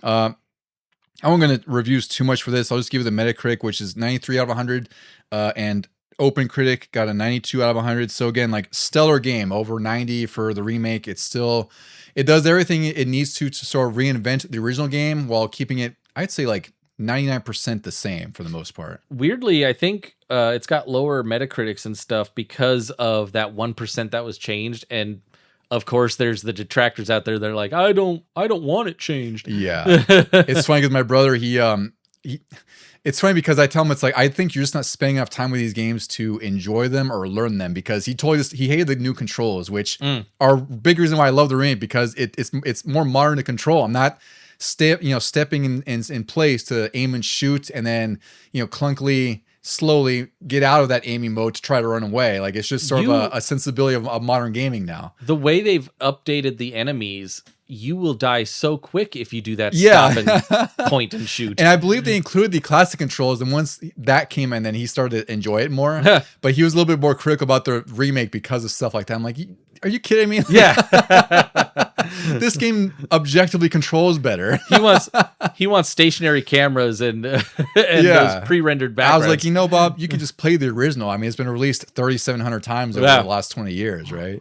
But the remake, I really do love this one. They made some changes that bring in line with more modern games. Like the breakable objects now have like this yellow paint, which there's always going to be a discussion about that. But my point is, like, I'm not a user researcher, but my assumption is that when they do user research, they see that people miss these things, and that's why they put paint and other things to. Well, also, I would say it's because we have such good graphics now, because if you look at the original on GameCube, the backgrounds were very much, you could tell they were backgrounds, and then the stuff you could interact with was like super bright. I was about to point out is difference of contrast, right? Because the environment is naturally dark, and they purposely highlight like the breakable boxes and barrels in a lighter color because they were just brighter from the environment, so you could pick them out. You'd still miss stuff because not everything's gonna be noticeable, but in here I think the yellow paint is not as intrusive as some other games do. Like, it's not like bright, banana sun yellow. It's really bright in Resident Evil 8. Yeah. And 8 it's a lot different. Yeah, but I think in the remake, like, it's noticeable, but it's not immersion breaking in me. And also, like, there's so much in this game that could be breaking immersion anyway. Like, I'm not going to nitpick about breakable boxes. We mentioned that include the knife parrying. There's now a stealth crouching stance, which is totally different to Resident Evil. Like, now Leon has the ability to creep up on enemies, which I think is great, because now you can stab them, which I think is why they have weapon durability in here for the knife, because you can make this game a cakewalk if you had an infinite knife. You just went up and knifed everybody, right? So it also doesn't work on every enemy, but for the typical human enemies, it works pretty well. I also like that you can find in the village at least, you can find a lot of like regular kitchen knives. Yeah. And then you just use those instead of your own knife. I think that's a great concession. It's like you could find more knives throughout the area. Yeah. This also added a new Minotaur kind of enemy. He's got this big old hammer. He reminds me of one of the wolves with like the hammer in Resident Evil 8. I forgot that he wasn't in the original. I forgot that too until I realized, like, I swear he was in there. He fits in pretty well. Yeah. And also now they have these little side quests, which are pretty cool. They just get you more rewards. It's usually stuff like find the medallions in the area or kill X amount of enemies. So I think that's really great because you can turn them into merchant and get stuff.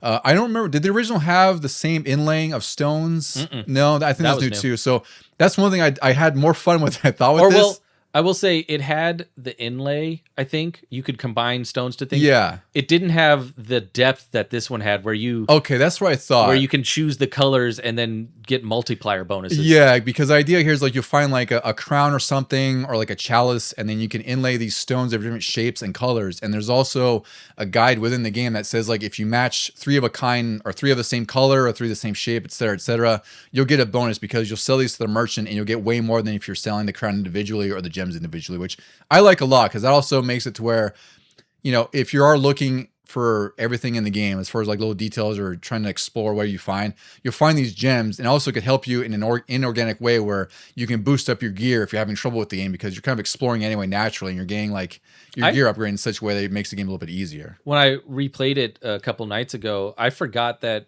sometimes the gems are just dropped by enemies. Yeah, some of the lower end ones, yeah, which is great too, because then that gives you incentive to kill more enemies and also sell them to upgrade your gear or buy supplies, which is a big thing in this game. Yeah, so overall, I would say the remake is worth playing now. We could talk about the VR one because that's actually a really cool addition to this too. So Resident Evil 4 got a VR version. I think it was first on the Meta Quest 2 or something like that, which I thought was great, but I don't like Meta, so I won't buy the Meta Quest. PSVR 2 eventually came out, and then Capcom has been kind of going back and adding VR to some of their games. So they added it to, they originally added it to Resident Evil 7, and it sucks for that because that only has PSVR 1 compatibility. They didn't update the 2, which sucks. Weird. Because I'd like to play that. But they eventually added VR to 4. And it's one of the most awesome VR experiences I've ever done. And I know to see you love this VR experience because this is when you've played the most by far. Oh, for sure. Like anytime you're doing something else, I'm like, I'll just hook up the VR. Yeah, it's great. I love PSVR 2 because it's just one cable. Yeah. Right? It's so much easier to hook up than like the freaking box and all the crap of the VR 1. Yeah, this one, I can't imagine what VR is like for Resident Evil 7 because that game is scary in first person. It was scary because I did play it. And you're like... Yeah, it's hard. You're very at the will of the game. There's like cutscenes where you're getting attacked and everything. Mm-hmm. Whereas in 4, you're badass Leon. Yeah. And you feel like it. Like you can pull the gun from your hip. You can reload the way that anybody would reload. Yeah, the gestures in here are so good because like you have... parts of your body you can map them to certain weapons. So like if you reach to your back, you pull out a shotgun. Yeah. Almost like Ash from Evil Dead. Yeah. You could reach out to your like your right leg to pull out a sidearm. You reload the weapons like you said. Like the gestures alone are what makes this worth playing just to try out. But you can play the whole game in VR. You've played through a few chapters alone, like because like you said, sometimes I'll be recording wherever else here. And you're just like chipping away at it. Yeah, slowly but surely. I'm still in the village area. I haven't even fought, I don't think I've fought the giant fish yet. I feel like I'm further than I am. Oh, that'd be a cool boss. I imagine you harpoon them. Yeah. Right? We have to get there and try that out. That must be a workout on the arm, just like chucking the harpoon. Like a javelin? Yeah. But then I was replaying the other night for this. I was replaying it on my playthrough, not VR. And I was like, oh my God, some of the later areas are going to be a nightmare in VR. Yeah. It works really well because you can set to where, you do move Leon with the control sticks, which is great. Or no. Yeah. With the control sticks on the controllers. That's right. Yeah. But everything else, as far as combat, it's all handled through gestures and shooting and aiming. It works very well. It's one of the best VR games I've played, and I enjoy this a lot. Like the other VR games I usually like are like the like Beat Saber and like the sort of like super hot. Like there's more. Yeah, where you're fairly stationary. Yeah. Like I remember on your VR 1, the Ace Combat was awesome. Yeah, that was really cool. But you're like sitting in a cockpit and flying it, whereas like this one definitely requires you to move around like a regular video game. Yeah. And it also trips me out because like the sticks will move you forward and back and everything, but if I'm trying to look at something, I will also try to turn myself, and I'm like, wait, I can just turn my head. Yeah. And also, that's one of the things I had to grapple with too. Is like in a VR environment, like especially in Resident Evil 4, like you look all over you, and like it's the environment. Like you're inside the game, which is really what's so impressive about it. It's like they, this game is third person with a camera behind the character. In this instance, they're giving you full control to look around you, and it's really cool because now you have a literal first-person perspective of some of the environments, which you can see some of the more like gory and horror details in the environments. It's really, really great. So I really love the VR in this game. I put it up there with like Half-Life Alyx. Like I think that's probably the better VR game because that was made for VR, obviously. That makes sense. But this is sort of, as far as being from a translation from a typical third-person game to VR, Resident Evil 4 VR is just such a freaking fun time. And it's one of those games that it still looks really good in VR. The controls work really well. Like I don't feel like there's any instance of lag or anything like that. It's just such a seamless transition from regular controller playing to VR. The only issue I run into sometimes is how I'm sitting on the couch because you have to reach down around your waist for the guns or sometimes a grenade or something. And I think the ammo too. Yeah, and like it doesn't always connect or it doesn't always like trigger down there. You're like patting around on yourself while you're trying to run around. Yep. Which I guess is sort of authentic if you were panicking in I might be panicking in that moment. I guess that's reasonable to assume. Yeah. So like sometimes I'll be like reaching for something and I'm like, oh shoot, I need another clip, but this guy's right on me. So I just really quick grab the knife and start like poking at him. Yeah, Get that's away. really cool. Yeah, because you just reach up to like your upper chest and pull the knife out because that's where it is on Leon, and you're just like stabbing people, and you could you're free stabbing. It's almost like a prison ship or something. It's actually more effective than in the regular game because you can stab as quick as your hand can go. Yeah, exactly. And you also have a little bit more control of where to aim, obviously too, right? So like you can aim at their legs if you want to start slashing there. Yeah. But yeah, the Resident Evil 4 VR experience, if you are able to experience it, whether it's on the Quest or the VR2, definitely check it out. And it was great because it was a free add-on. It was an update they added to the PS5 version. Nice. Or yeah, it was PS5 version. I was like, this is great. Like I probably would have paid for this, like it's probably worth $20 for the amount of effort they put into it.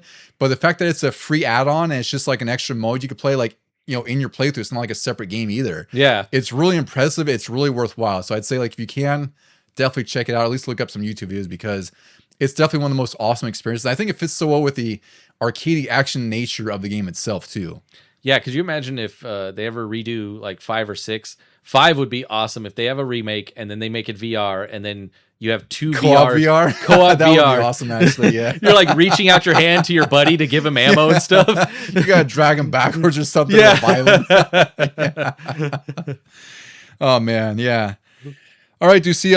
I guess we're ready to summarize Resident Evil 4 and sort of its impact and legacy on things. How do you feel about the game overall and in general relative to you and just, I don't know, I guess where you put it as far as like your best games of all time? It's weird. Oh man. Not numerically, but I'd say I'd say it's fair to say like for us, this is among the best games ever made. Well, like we had our episode on the Resident Evil rankings and I believe I put the original and the remake tied at like 3rd. Yeah. And I think I'd still stand by that, even though I go back to it a lot more than some of the other games.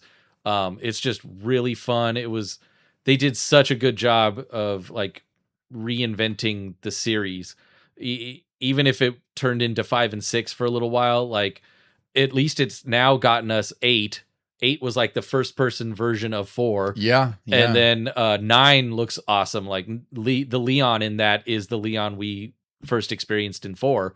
So thank you for making 4. Like as far as like overall games, I don't know where I would put it yet. It's weird how I sometimes forget about it for a while. And then when I play it again, I'm like, yeah, this is awesome. Why am I forgetting about this? Yeah. I'm in the same instance where, I love the original. I'll always love that game because of how great it was and what it did, especially for just like I said, it defined its own genre. It influenced so many games out of the fact, for better or worse, QTEs or not, but with like the over the shoulder shooting, it really sort of pioneered modern action games. Yeah. And when I did revisit this a little bit over the last couple of days because obviously we're recording on this, and I played through the first 2 chapters now, and every time I play through this game, I'm like, holy shit, like I just love this game so much. Like it's just so fun to play through. It feels so good. Like it's just such a great game overall. And to me, really is one of the best games ever made. And I think it's one of the most influential. And I think on my list too, I think I put like 2 or 3 as well, because I think really it's just nostalgia wins there. I think it was like Resident Evil 2, Resident Evil Remake, and 4. I can't recall. But really, like, all 3 of those could be number 1 to me. Because they all sort of defined the series, or sort of redefined the series in different ways. Like Resident Evil 2 was more action-oriented. Resident Evil 1 is, defined survival horror.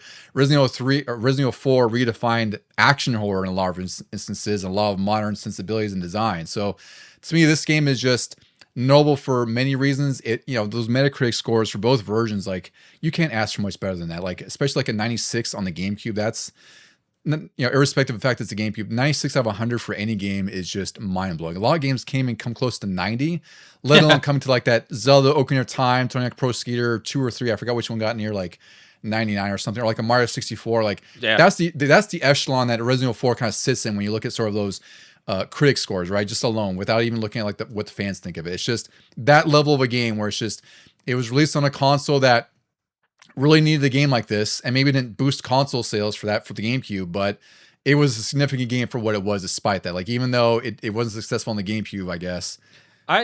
It's funny. I remember reading in that book that we both got, Itchy Tasty. Mm-hmm. They were talking about how like it seemed like such a bonehead move for Capcom to go exclusive on GameCube, on Nintendo.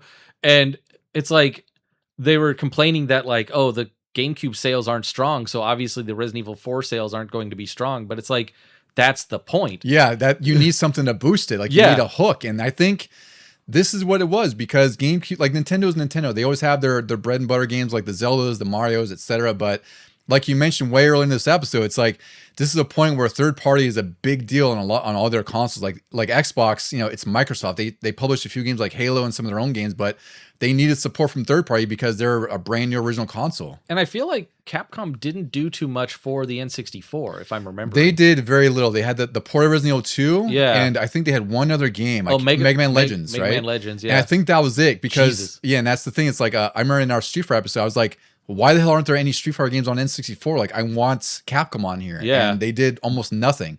So I think it's great because Capcom really kind of made their bed with Nintendo back then, right? And to an extent, Sega.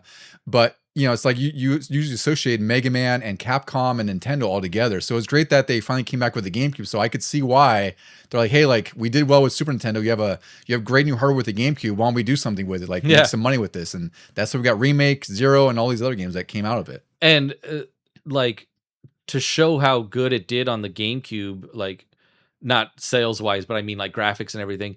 When the remake was announced, I was sitting here going, I don't recall that it needs a remake, because in my mind, it looks so good still from the GameCube version, and it played so well. Yeah, it still looks pretty damn good. Like I say, it's a little bit muddier and a brown, but yeah, it still looks great. It wasn't until I got the modern controls, sorry Bob, that I realized, oh, this is why we needed the remake. It is so much better. Plus, a lot of the story bits are a little more concise and everything. Yeah, they're more streamlined and refined, which is what you'd expect from a remake. So again, like this remake doesn't need to reinvent the wheel. It just needs to sort of smooth the wheel out a little bit. We didn't even talk about Luis as a character. Oh yeah, he's a side character in this whole thing. Yeah. He's a great comedic relief at first, but in the remake, they really flesh out his character where like he accidentally helped create a lot of the virus and the way the parasites are being put into people, and now he wants to atone for that,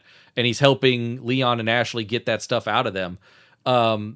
It just made you like want him in the game more, and unfortunately, well, yeah, you're more sympathetic towards him. Yeah. In the first one, he was just sort of like there, and he was making rude comments to Ashley and stuff, and you're like, okay, one way or another, he's here in the game. He really was like a side character. Yeah, he was a supporting character who was just there to kind of fulfill his role in the story, but not necessarily have his own sort of motivations or his own. He's not as fleshed out in the original. In fact, I want DLC where we play as Luis. That'd be pretty great. Yeah, that'd be kind of cool. For it's like, like even if you start with the point where it's like he realizes that where he's created is going to be being used to take over the world. Yeah, I'd be curious to see that sort of a line of thought for his story to how he gets to there, right? And now eventually meeting up with Leon and everything like that. Yeah, you could start where he's just going to his 9 to 5 in a mundane way, and then all of a sudden you're like, wait, there's some atrocities just happening. Making some parasites. Oh, geez.